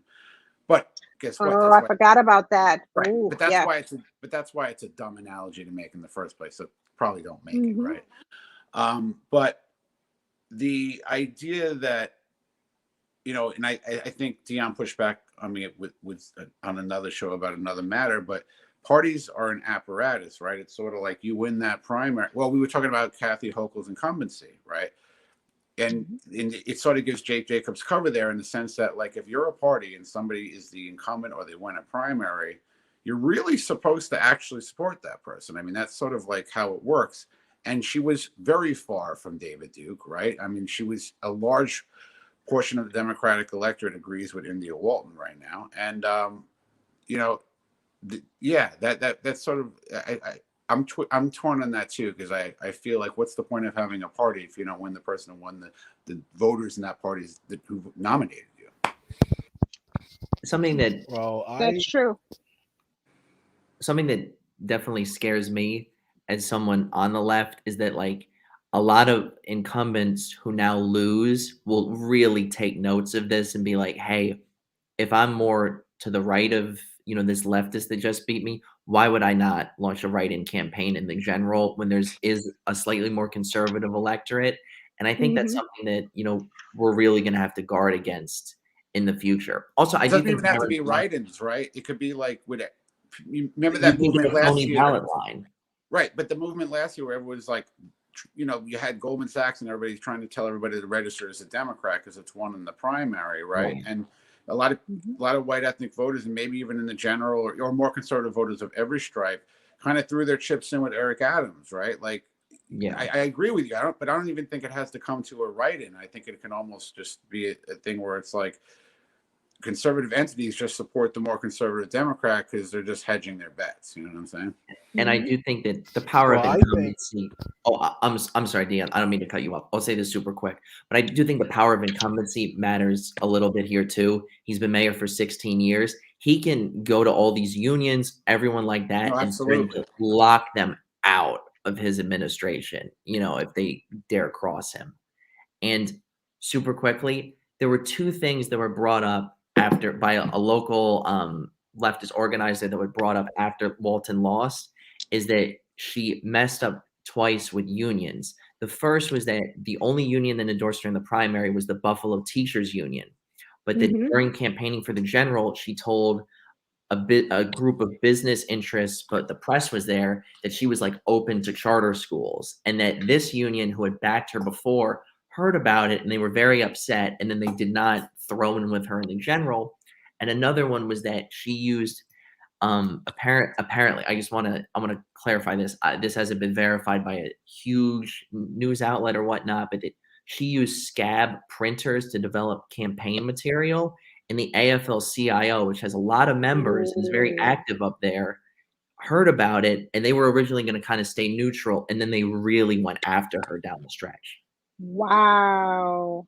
But that's a growing division between labor and I think sort of the leftist movement, which is sort of like, there's a lot of rhetoric, but like, are you doing, the people in the Teamsters want to know that, like, they're going to get like healthcare, right? So it's like, it's just sort of indicative of like, I think this rift that you're starting to see a little bit. Yeah. Dion, what are your thoughts? Well, once again, certain people, when they get comfortable with Black folk, start using certain parenting words like slavery and KKK to really scare us straight, and that kind of thing. But this is like reverse AOC situation. This guy got lazy like Crowley. She won, but then she did all the wrong things. But there's another factor here. I'm not sure. I'll put in the form of a question, but in the general election, I didn't see Republican Party or Conservative Party or Workers' Family Party. It was just her, those two, one other. So is that really true? There was no Republican candidate up there? None. It was just them. Right. And so that's when I'm looking at this data. Right. And so that's why I thought the general election was actually a little bit special for this write-in situation, because there was no major party line there to actually trigger people to vote for it. It was just Democrat, and they could just demonize with progressive socialists and other. So most people was like, all right, let's do other, because we're not really with all this other stuff. So that's something I think people should talk more about, how it's just like, what happens if the Democrats just have the whole shebang for general as a party line? Yeah, no, it's that what happened up there. I didn't know that they came for her in that fashion. And what, at this point, like, what's the use of having a Democratic party or a committee, a statewide committee, when you're not going to support the Democratic primary winner? So I'm not a DSA person. I'm not a progressive, but what they did up there was not okay. Was pretty foul. And I'll say this: Malcolm X. That's politics for you. No, I get it, but like Malcolm X said, the most disrespected person in America is the Black woman. And I had a feeling you're gonna play that card, Mona. Don't go there. Yep, yes, I'm going there. I'm the one in this panel. Like, I can say that. Don't go there. I can. Listen. Michael, we gotta sit this one out, huh? Yeah. What happened up there is not okay. Would I have voted for India Walton? No. I don't support a lot of what she stands for, but what Jay Jacobs did was not okay. I forgot about the comment until Michael reminded me, but no, it's not. It's not okay. What they did was foul. I get it. Exactly. Politics is politics. We all have a thick skin in this game, in this business, but yeah, that was not okay. And then also bringing up whatever it was, parking tickets or stuff with welfare. Like, no, that's not okay. Yeah. But also, what Mike, but Mona, what Mike Mhm. said about black voters supporting, Byron in the primary and then her in the general, I think a lot of them felt that way, which was like, we may not agree with her, but what's going on But here? yeah, that was not okay. Yeah. That was definitely not okay. So, but most likely he won with his writing campaign, with the many stamps that he gave out for people to stamp his name in or whatever. But Buffalo, you have this man again. So good luck to you. I want to talk about, and last we're going to end up with Virginia, but New Jersey. Oh my gosh. I don't think people really saw this coming. Well, let me rephrase that. I don't think people on the left and many Democrats saw this coming. But as someone that is around different spaces, and looking at what's been happening, like Dion mentioned, the vaccine mandates, the whole stuff with COVID, with schools being closed, with Phil Murphy being too close to the teachers union, parents pissed off here in Jersey with the school closures, with the vaccine mandates, with masking their kids. Yes, even in Jersey, the CRT is rearing its ugly head. Phil Murphy almost lost. I think now he is the projected winner. I think he was saved by Newark and Camden. He was right. Am I right or am I wrong? Is he the projected winner? Last I checked. Right Yeah. on both. Yeah. I think they called it actually, but yeah. So Newark and Camden, because late Tuesday night they were like, okay, we still have to get the votes for Newark and Camden, which are predominantly Black American cities, and I guess they saved him. But I want to start off with Dion. Dion, were you paying attention to this Jersey race? What were your thoughts? Did you think the Republican challenger would do so well? Well, just like I have family, friends, and network in Virginia, the same thing. The Virginia is different, actually. Jersey's a blue state, purplish, if you want to call it. Mm-hmm. But these Democrats have become very comfortable in their sound bites. So at the beginning, as I understand it, they went there with the regular sound bites. Come on, y'all. We got to defund the police. Look at this. They're pointing at issues that weren't really pertaining to the people on the ground. It was like another echo chamber situation where there was a disconnect. Mm-hmm. But then again, like you said, Camden and Newark, those sound bites and the same blue Kool-Aid worked. So he ended up winning for that. But still, the Republicans, conservatives are coming back slowly but surely. And Donald Trump is just licking his orange lips right now because he knows Joe Biden, the rest of the team upstairs, their playbook is getting worn out because it's getting too extreme. And like the people that work, like you said before, sweat equity is coming back.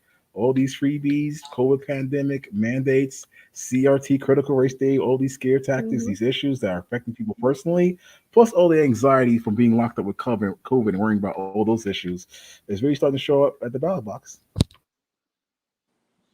What about you, Michael? Well, we finally get to talk about the, this whole like $600 issue, which, the Republicans. Yes. So yes. the Democrat. So let's look at this for a minute, right? The Democrats was trying to say, we're going after the millionaires and the billionaires who are cheating on their taxes. Now, when the average person says, well, you change it from a $10,000 threshold to a $6,000 threshold as far as banks, reporting. It doesn't look like they're going after the big guy. It looks like they're going way after the small person, right? And then you have, so this tax issue is a big issue in the sense that you've kind of forced people, especially with COVID, into this sort of gig economy, right? Where like, both parties have created an economy where people are having a hard time living without write-offs or without dealing in cash somewhat. And instead of solving that economy, they want to go more after people for their taxes. And another issue is like Airbnb, Uber, all of these like sort of like gig companies. The government's now requiring them that if you make more than $20,000, you have to give them your tax information for the money you made them. So they're relying on banks and they're relying on private corporations to actually do their work. Now, a lot of that had to do with the fact that, you know, IRS agents have been scaled back to the point where they could hardly audit people anymore because some of it was political, but like nobody likes the IRS. I don't think people on the left like them that much either, right? But instead of sort of saying in this bill, hey, let's like, you know, refund some of that monetary, you know, capacity to perform audits or to look at what people are doing, they're relying on private banks and private companies to do it. And it really feels like, you know, people are getting hit from all directions. You're forcing them to work in restaurants, to drive people's food around.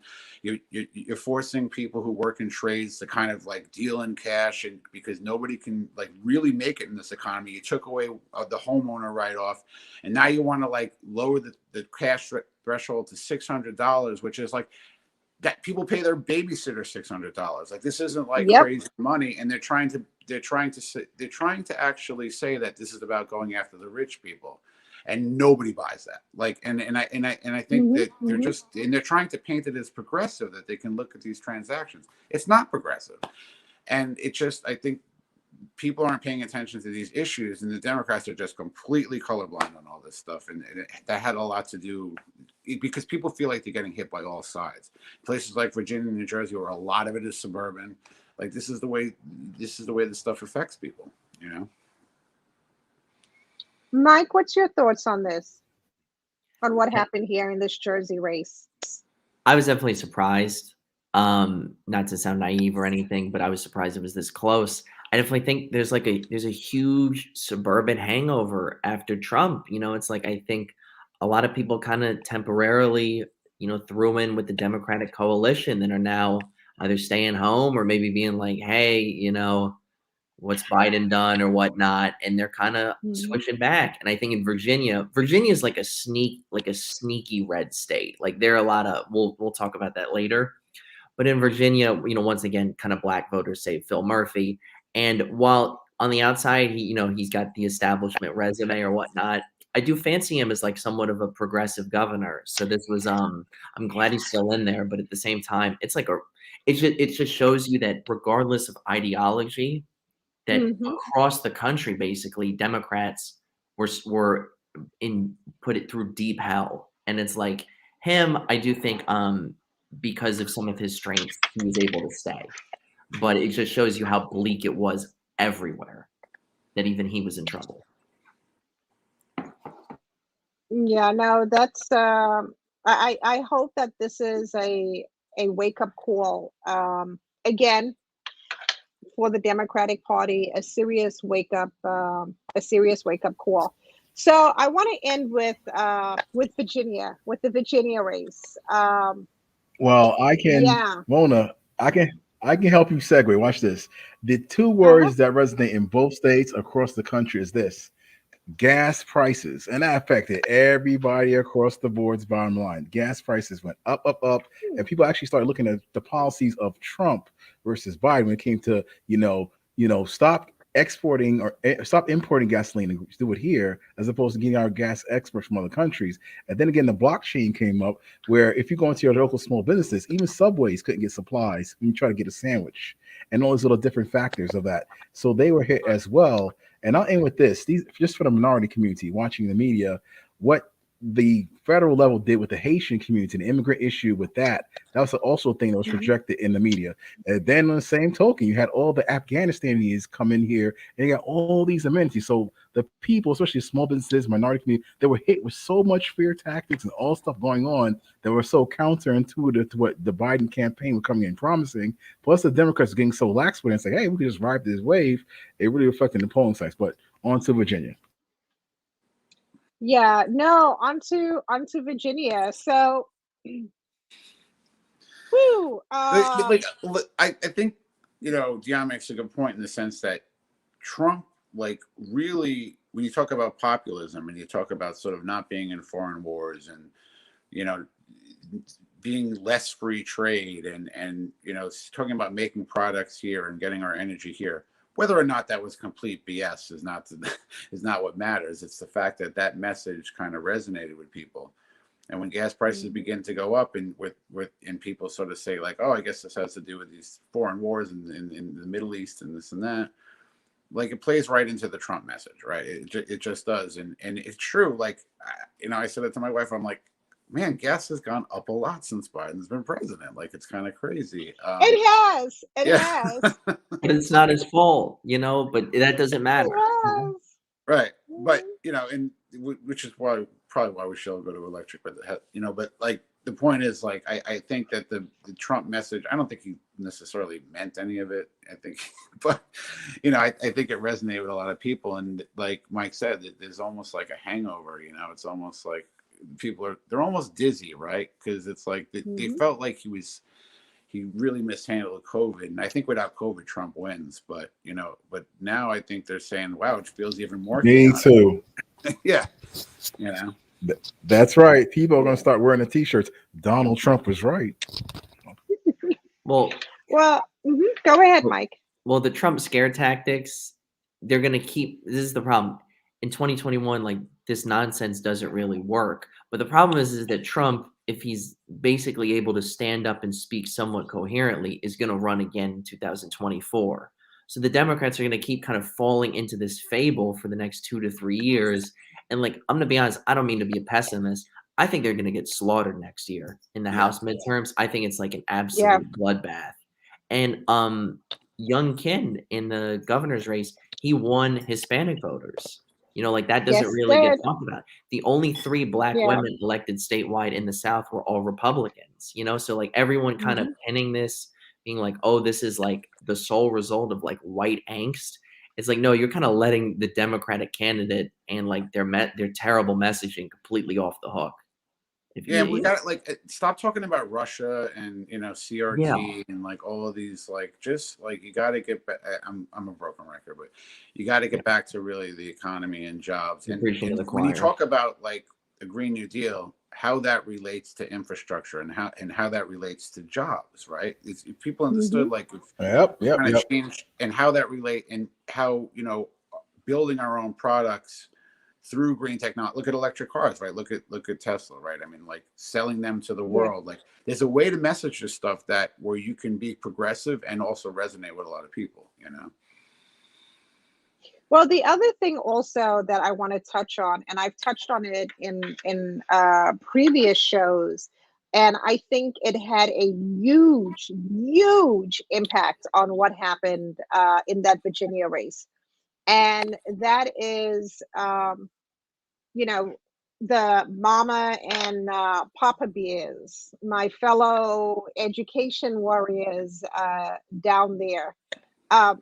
You know, this is the thing. What the governor said, what McAuliffe said, that did not go over well with parents, with those parents down there in Virginia. What did he say?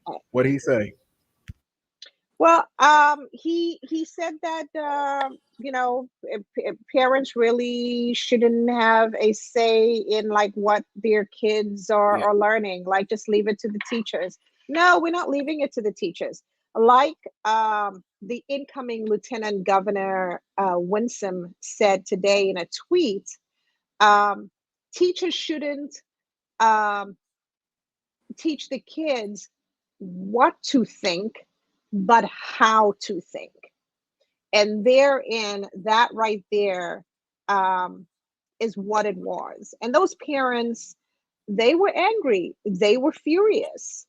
Like, to just dismiss them in such a manner. And then, of course, hey, Mona, again, Mona. Yes.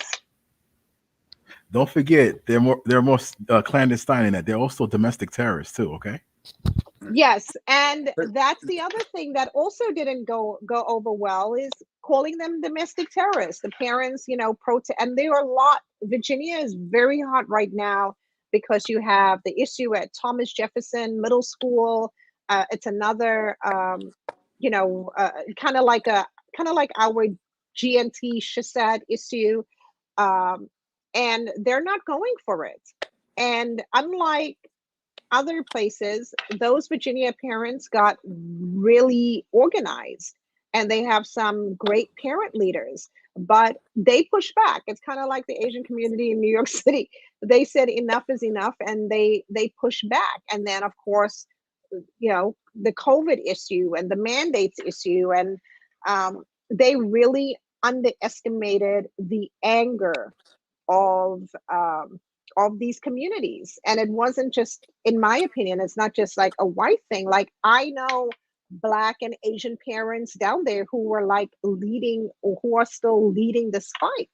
So I think like the opposite side of wokeism is anti-wokeism, and it's two sides of the same coin, right? Like, people had a problem with Beloved, right? Which is certainly like a valuable piece of literature. It's the only book written by a Black woman that was in the curriculum, speaking of Black women.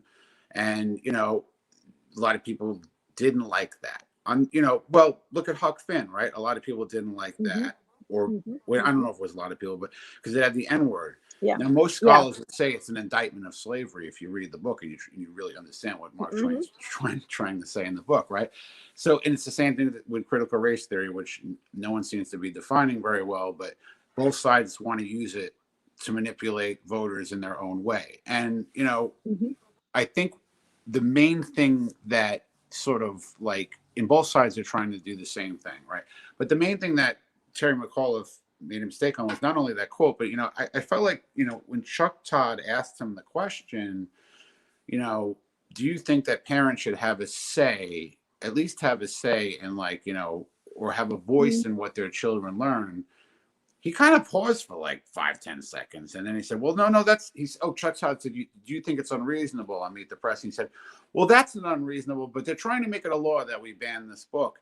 And you could sense that he couldn't really answer that question because the teachers were listening, right? And it was like, it was almost like he couldn't just say, well, of course. And in terms of both of those books, what we should really be doing is having a lot of parental involvement, having open and honest discussions about these books, and being willing to hurt the feelings of both sides, because conservatives' feelings are just as hurt as Democrats. There's snowflakes everywhere, right? But it's but we have to have this discussion. When McAuliffe didn't even want to have that discussion, I think that was a problem for people. And like you said, it wasn't just conservative voters, No, it wasn't. But again, the $1 million question is, are the Democrats going to pay attention? Because if they don't, like Mike said, the midterms are going to be a bloodbath. It's just, it's going to be devastating to the party. So let's hope that they do. Let's seriously hope that they do. I don't know what the Virginia political landscape is. McAuliffe is, I guess, just your regular liberal Democrat, but I don't know if there's he's the last of the Clinton Democrat. Yeah, he's sort of he's a Clinton Democrat. Okay, yeah. He's a relic. Okay. But if you look at a Cuomo's gone. So look at a map of Jersey and look at a map of Virginia, and by county, blue and red, right? They're both mostly red. That doesn't mean anything. That just means there's less people there. But in Virginia, it's the area around DC versus the area in the South, right? And in Jersey, it's the area around the Hudson River in New York City, and conversely in Philadelphia, and that versus sort of the more rural areas, and these little things. It's that people in those blue or red areas buck the trend of the area. It's not, and the others, as Mike will tell you, it's turnout in those areas as well.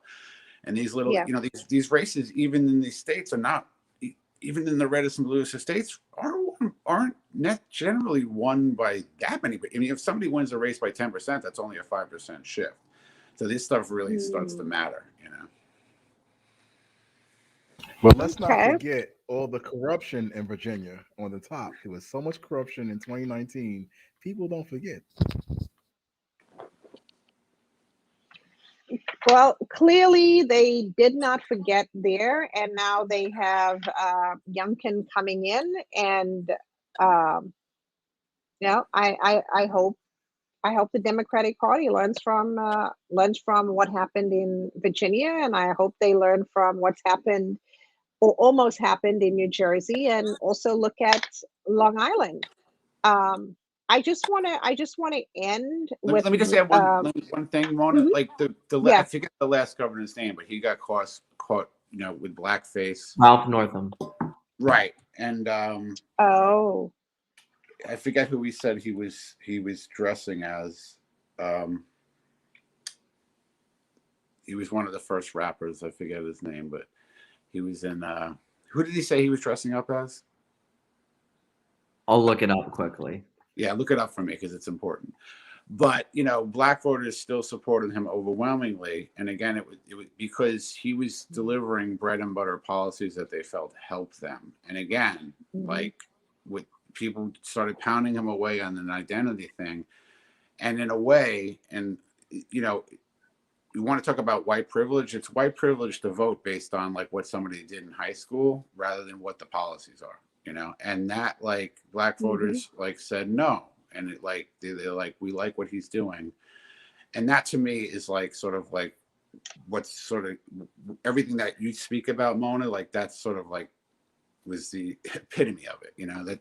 So yeah. Oh, okay. I did a quick digging. Turns out it's even worse than we thought. It was they don't know which one it's him, but it's him and a friend in a yearbook. One friend is dressed as a Klansman, and then either him or the friend is in blackface, and he declined to say which Sambo. Yeah. Sambo. Who was he? Who is he saying he dressed up as? Can you find that? I couldn't find it because he wouldn't even say which person he was in the photo because the yearbook identified two people. So it's he was either the person in the Klan hood or the person with blackface. But who is If only you could share the screen. Share the screen. Oh yeah, no. You can share the screen. Let's share screen. Okay, here we go. Ability to share screen. Okay, here we go. Oh wait, this was the wrong article. Here we go. You guys can see it, right? Kind of. Here we. How is that? Oh. We're not seeing it. Can you see it here? Yeah, we're still not seeing it. All right. Did you guys ever see? Okay, I see. Groove? Have you seen Fresh Groove or Breaking? Have any of you seen? Okay, now we see this one right here. I saw both. Right here. There you go. Okay. There we go. Okay. Okay. Yeah, there you go. Ooh, that is worse than I imagine. Right. Yeah. Okay. Glad we figured that out. Yikes. Okay, yeah. I love it. That is pretty bad. Yeah, that is pretty bad. But I hope they pay attention. So I just want to end with one last and final topic because I forgot to bring this up. So with the New York gubernatorial race, Tish James has now thrown her hat into the race. We have her, we have Jumaane, of course, Hochul. We're just going to talk about the Democratic side. And I keep on hearing from people that Bill de Blasio was calling around. Like someone told me that like he called someone and he told them that he needs them to raise $25,000 for him. So like he's actually really, really considering he's doing exploring it. He's definitely doing it. Yeah. Please share, Mike. Okay, so de Blasio is going to run, and he honestly in this field I think would get lower than 10%. I'm actually curious what Michael would think, but basically it's Tish versus Kathy Hochul. I think there's going to be a lot of pressure of like in these left nonprofit organizations and just like on the left in general to kind of tell Jumaane like, hey, we really like you, but like if you give this your full shot, you're not going to win and you're probably going to spoil it for Tish too. and especially like the Working Oh, Families wow. Party and Yeah. whatnot, they really like Tish. You know, she's like their kind of their darling. And I'm gonna write Yep. a substack on this really soon. Tish is an interesting person to look at because it's like if you like Tish, you will see her actions. Like there's a way to view almost everything she does with a very charitable and like noble interpretation. But if you're skeptical of her, you can look at what she does and be like, she's calculating, like da da da da da. So it's really interesting. And ultimately, I think she's the favorite.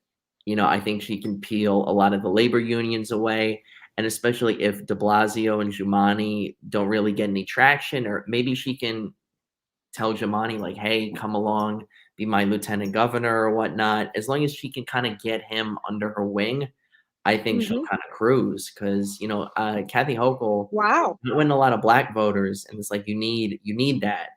You need that to win statewide, you know? And I don't think Tish is progressive enough to really like make people in the suburbs like really sweat it out voting for her. So, That's a very good point. The same. All right, I'm going to say the same thing. I'll say to Zeldin's people: you must do everything human possible to follow the Governor Pataki formula. Make those Democrats waste too much money in that primary, and you have to make sure Tish James loses. Because if that happens, you win. Because nobody really is going to vote for Giuliani all by himself across the board. And I was told in Marks Park by this one white lady, she said, Dion, you know what? With Kathy Hochul, it's the same scenario with Hillary Clinton. White women will not vote for white women. And I said, wow, that's very interesting. So we'll see. Wow. Yeah, I mean, that is quite interesting. And that's a very, very good point.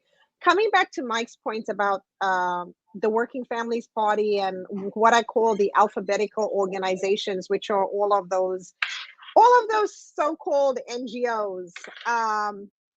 But yeah, you're right, Mike. Tish is the darling of the Working Families Party. As a matter of fact, Tish was the first candidate to only run on the Working Families Party line and win, and that's when she won her city council race. And I think back then, I think our campaign manager was Musa Moore, who's also been on the show. But she won because she ran a few years earlier and lost, but the guy she lost to was gunned down in City Hall. Yeah, James Davis. Yeah. Rest in peace. Yep. Yes. All right. Yep. May he rest in peace. But yeah, she is the darling, and then also to Dion's point, she ran against his brother Jeffrey, who's not James, right? Like it wasn't. Yes, it was the Working Families Party. The guy yeah. So she ran against James. Before he passed, she ran against him. She ran against James in 2001. Lost to him in the Democratic primary, but then and then ran against his brother just on the Working Families Party ballot line. But she crushed him. It wasn't quite. It's kind of billed as like, oh, Tish won in the Working Families Party ballot line, full on insurgent. But she crushed the guy. I love Jeffrey, but he.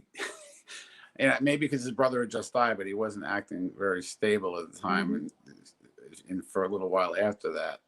But I would disagree with Michael in a way that I'm not so sure that Tish is the darling anymore. I think in a lot of ways, Giuliani is the darling, and there's going to be a fight there. There was a lot of, disappointment on Tish, and sort of before she went against Cuomo, how she sort of aligned herself with him, and sort of, if you pay attention to Tish's emails and what she does and what she says, she's not exactly putting a very lefty message out there. Giuliani is consistent, right? Like you have no question where he's coming from or how he's going to run. So this idea that he's just going to drop out, when you believe in something, like it's not just about winning, right?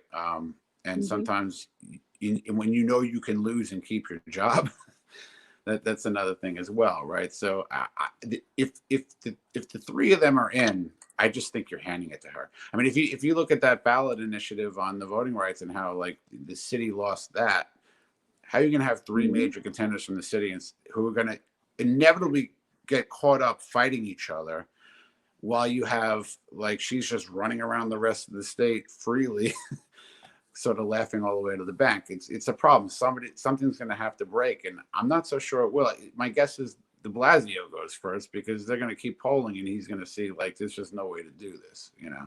And maybe he knows that. Maybe he wants something to do, and he figures maybe some crazy stuff happens, like Anthony Weiner, and somebody goes down, and but you know, something's got to.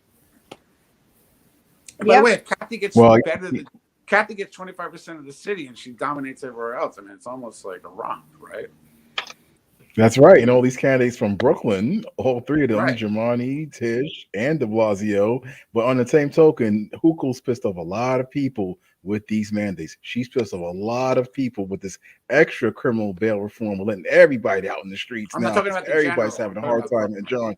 So, no, well, I'm talking about Hochul too. Even in the primary, a lot of people are disillusioned with Jumaane Williams and his safeguard, Tish James and her safeguard, and so being disconnected from the streets now in their own, I guess, ebony towers, as it were. And, you know, once again, it's a question mark next year. A lot of people coming into this race have a lot of heavy baggage. But once again, for Lee Zeldin and his people, make them waste us too much money. And you can have another Governor Pataki situation. There is a Lee Zeldin's got no shot. I hate to say it. Actually, no, I don't hate to say it at all. I don't mean to be rude to the guy, but he's got no chance. But there is like certainly among, you know, 75% of the population, like, just there's a lot of COVID fatigue. You know, people are like, they can't, right? It's like, I can't anymore. You know, it's like, just, I want to get it, you know, like, let's just like, and I think that like I said, because it's starting to poll so much lower, like, people are going to have to either figure this out or go down, you know, and I don't think a lot of people are going to express that. I don't think the media is going to cover it, but I can tell you a lot of people are feeling it at this point, you know. Oh, that's right. And if she keeps coming for mandates for these children, very hard, very progressive with these mandates. People don't want to.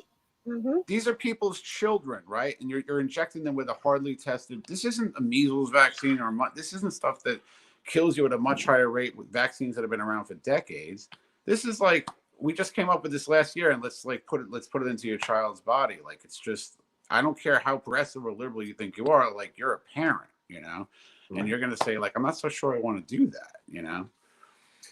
One thing I think about Tish, though, is that Tish can bring in national interest to the race. There is basically every race she's run, it's been like a historic first. And I think that because honestly, nationally, the Democratic bench of candidates is really weak. I think if Tish gets any type of traction, people could look to her as like, hey, this is not only someone who could be governor, but someone who could do something even more, because the bench is thin, and it's like it or not, you know, she is an African-American woman who can appeal to moderates, progressives, and even some leftists. And I think if you really start getting that type of attention on this race, and the broader left kind of gets in line, I think it could be very formidable. No, and I agree with you. And I think if she speaks to, and I said this in other shows, to the Black community as a centrist Democrat, and does not get dragged into a war to who can go more left. And I said this a few shows ago, and I'm glad, you know that it's been discussed tonight, is like, there's a lot of support amongst white women. Like, they, you know, she's been working in those communities and the Hamptons, and a lot, I'm not necessarily talking about all voters, but the money base of the Democratic Party, right? The people who moved the Democratic Party under the radar, a lot of them are white women. And it's like, you know, she could really build an interesting coalition. But I just feel like if Jumaane or de Blasio drag her into that who can be more woke war, like, that's where she goes down. She's got to stay steady, you know? Right. If de Blasio and Jumaane stay in and they bloody her up, that's Hochul's love and life, for sure. Right. Actually, no, I'm going to have to disagree, gentlemen. And only I can say this. If they bloody up Tish James and this works, it's going to work even better for Lee Zeldin. Why? Because back to what Mona said earlier, nobody's more disrespected than the Black woman, and they'll play that card if she loses, and all that resentment will go over to the general election, and I think everybody will turn on whoever wins that election. So no, that's I think we're just talking about the primary. Like I feel like the general is another discussion. We are talking about the primary. Yeah, but I'm saying that, Tish James, she's going to have to get down and dirty because those two other people are going to come out there and there's going to be a whole pandemonium, which would be great. But if she loses, there's going to be hell to pay in the general. I'm just saying. Right. And the fact that we're discussing the general says a lot, Yeah, that does. Absolutely. That does say a lot. Thank you. That does say a lot. I still think the general is going to be a romp because it's an even year. It's going to be the midterms. I know the Republicans are going to be angry, but if Tish is on that ballot and Lee Zeldin, who's giving up a House seat to run in this race, I think that's insane. I know they're going to gerrymander him a bit. But I think that's insane, though. Yeah, but I said several times with redistricting and everybody going crazy over redistricting what area they have to get back because, like I said, if Tish James loses the primary, Lee Zeldin wins. But if Tish James wins, I will concede that she will win the whole shebang. By the way, if she loses that primary, I mean, all they have to do to Lee Zeldin is put Stony Brook, Setauket, and Port Jefferson into his district, and he can go down. He knows that, right? The Democrats have control of these districts right now. He might be saying, it's time for that District 1 goes either way, right? Like he might be saying, this is a smart thing for me to do. And I'm sorry, I feel like to not take this general seriously and think it's going to be a romp with everything that's happening. It's like I think that's a miscalculation. I could be proven wrong, and circumstances may change. Everything sort of settles down, and Biden kind of. So but right now I think it's certainly in play.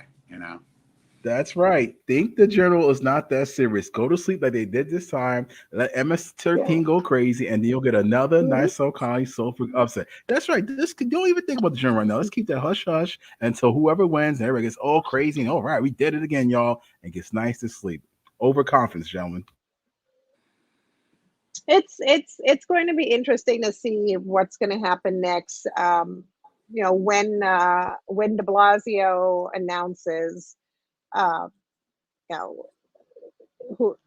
response, but like Michael said in another show, if your base doesn't even like you, like what are you doing? But we'll see what's going to happen with that. But on the next show, by the way, I made a little bit of a miscalculation. Those neighborhoods, those towns are in, but they could take out. They always shift these areas around, but they could take out a little bit of the area to the west of that.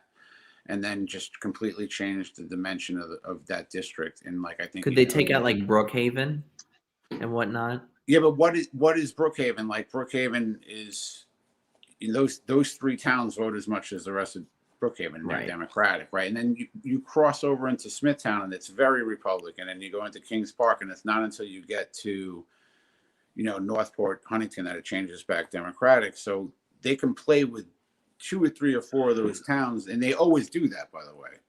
It always comes down to how far west do you go or how far east do you go, and then they could change the dynamics of the race. And Zeldin might be calculating, I don't know if this is going to be a good district for me anymore, and maybe he gets it. I don't know.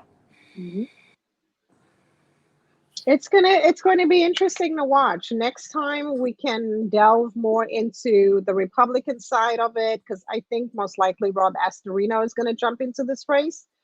And then they put Patchogue in. I'm sorry, I'm just there's Andrew Giuliani. I'm sorry, I can't take him seriously. I just keep on seeing the little name boy recognition, with the nose running. Name recognition. It's just insane name recognition. He's just trolling, y'all. He's just trolling through. He's just trolling. That's a good point. But next week I do want to talk Rudy about Giuliani should have retired after 9/11, made money, and just went out to eat and had fun and been a celebrity for the rest of his life. That's right. He ruined his own history. Yeah. Yeah. He ruined the good thing. How do you say he ruined the good thing? He sure did. He should have just ridden off into the sunset. Right. But next week, I want to talk about, who's going to be running for Attorney General. Zephyr Teachout said if Tish runs for governor, she's going to run for AG. We have Eric Gonzalez, the Brooklyn district attorney, that I think Biaggi, Alexandra Biaggi. Is she an attorney? Yeah. If Zephyr Teachout runs, Biaggi wouldn't run. Because that's fair. That's fair. You got me. They're kind of one in the same. But Mike, and both of you guys could tell me this. Hasn't Biaggi sort of like, isn't she seen as having moved towards the center, or is she still seen as a very progressive? I think she's seen as a progressive, but not like a lefty.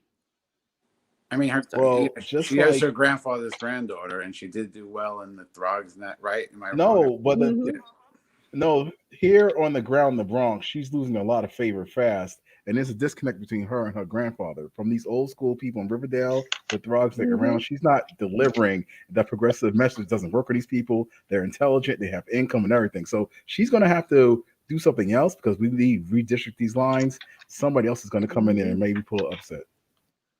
Yeah, it's funny. It was an interesting calculation. Everybody sort of, when she won, said Riverdale went, left, and now that Eric Dinowitz has won with all these people who are kind of running to his left, it was, well, maybe they didn't think they were going left. They thought they were going with like a Biaggi. So it's interesting to see. But Dinowitz isn't exactly left. No, I don't think so. I would say like he's kind of. They also wanted to stop the IDC. The IDC, even people who weren't on the left thought that. I disagree. Once again, being on the ground in the Bronx and Mars Park and Throgs Neck in that area in this borough place for San Vello, I've been in meetings where people actually said publicly, I miss Jeffrey Klein. There have been spaces where Jeffrey Klein has showed up with Mark. Yeah, but those were the districts that those were the districts that voted for Jeffrey Klein anyway. Wait a minute, but Mike, the Riverdale Pools and the Mitchellamas and a lot of the Jewish seniors, like, you got to admit, like, some of them may have voted for her and said, maybe that. Can I give you an example? Can I give you, gentlemen, an example on the ground? When they had those Black Lives Matter protests last year in Riverdale and Throgs Neck and those other places, one of the residents asked them a question very good to Biaggi and Natalia Fernandez. They said, well, you had Black Lives Matter protesting in our neighborhoods. You gave them water and supported them on stuff. And they said that we were racist. Do you believe your constituents are racist? And they could not answer that question effectively. Oh, by the way, Jamal just moved he closed that office, and now he has one in Co-op City and in Mount Vernon where you could throw a rock from. Yeah. So people might be kind of right in saying, and they're trying to, and they want to give AOC Riverdale. So there might be some writing on the wall in Riverdale right now where it's almost like the suburbs, right? Actually, they're trying to give AOC Co-op City. They're trying to give AOC. Yeah. They're trying to give AOC Co-op City because, for the same reason, Right. I don't talk to black people. Jamal and AOC, but I think they might even want to kill Jamal more just because, like, he's lower hanging fruit, Yeah, they can't. AOC will be okay no matter kind of what they do. Well, if they completely put her in Queens, I think she wins. Yeah. And they'll probably want to give her Maloney share at Queens. Right. And if you look She'll at be okay. Woodside, Sunnyside, like those are not necessarily the old Irish, for sure. Exactly. Also, I mean, I don't know if Biaggi's like vulnerable in the future. I guess it depends on the lines. But it's like she did dominate like Riverdale the last time, like fully. It's the only reason she won really, And that was before they tried to put a shelter in there, and they're going to the district, and those people are furious. Like I said, here in the Bronx, I'm on the ground, and I got a pulse for these areas when I go around, and they're protesting these Riverdale, they're protesting the shelters, and they are protesting the up zone, putting all these high rises in. They're not happy with her at all. I'm glad that Dion, that you were on the ground at some of these protests, because like what they tried to paint these protests as and what was actually happening at these protests were completely different things. It wasn't just a bunch of cops. That is correct. That is correct. It just wasn't. That was just misinformation, and it just it was a disservice to the truth, you know. And it's like being on the ground does mean a lot. But not just being on the ground, being able to articulate that upward in the spaces you get, you know, being the black face in that space and just letting the truth come out. Some people are, I feel uncomfortable, but this is the truth. Once again, wearing that t-shirt, Donald Trump was right. And if you're black wearing that t-shirt, people's feelings going to get hurt across the board. I don't know what he was right about, but I think it's going to be interesting to see if Biaggi gets a challenger for next year's primary. But next week, we'll definitely touch on the AG race, talk a little bit about what's going on the Republican side of this gubernatorial race. And, you know, maybe we'll have an announcement from our mayor, an official announcement by then. But gentlemen, Michael, Mike, Dion, thank you so very much. I really enjoyed tonight's conversation about our elections, both local, state, and national, out of state. And I hope to see you guys again soon on the spot. And to our viewers, thank you very much for joining us. We hope you enjoyed this lively discussion. We have quite a number of different views here. So I hope it was informative and educational. So everyone, thank you so very much. Thank you, Mr. Zhang, for commenting. Hopefully we'll have more people with comments, because I like to talk to the studio audience. You guys are great. We love you. I will connect you with Donghui Zhang. I think you guys can do a lot of work together. But thank you, everyone, for joining us. Be safe and be well. Thanks for having us. Good night. No, Thanks, thank you. guys. Good night. Good night. Go Bills. Take care.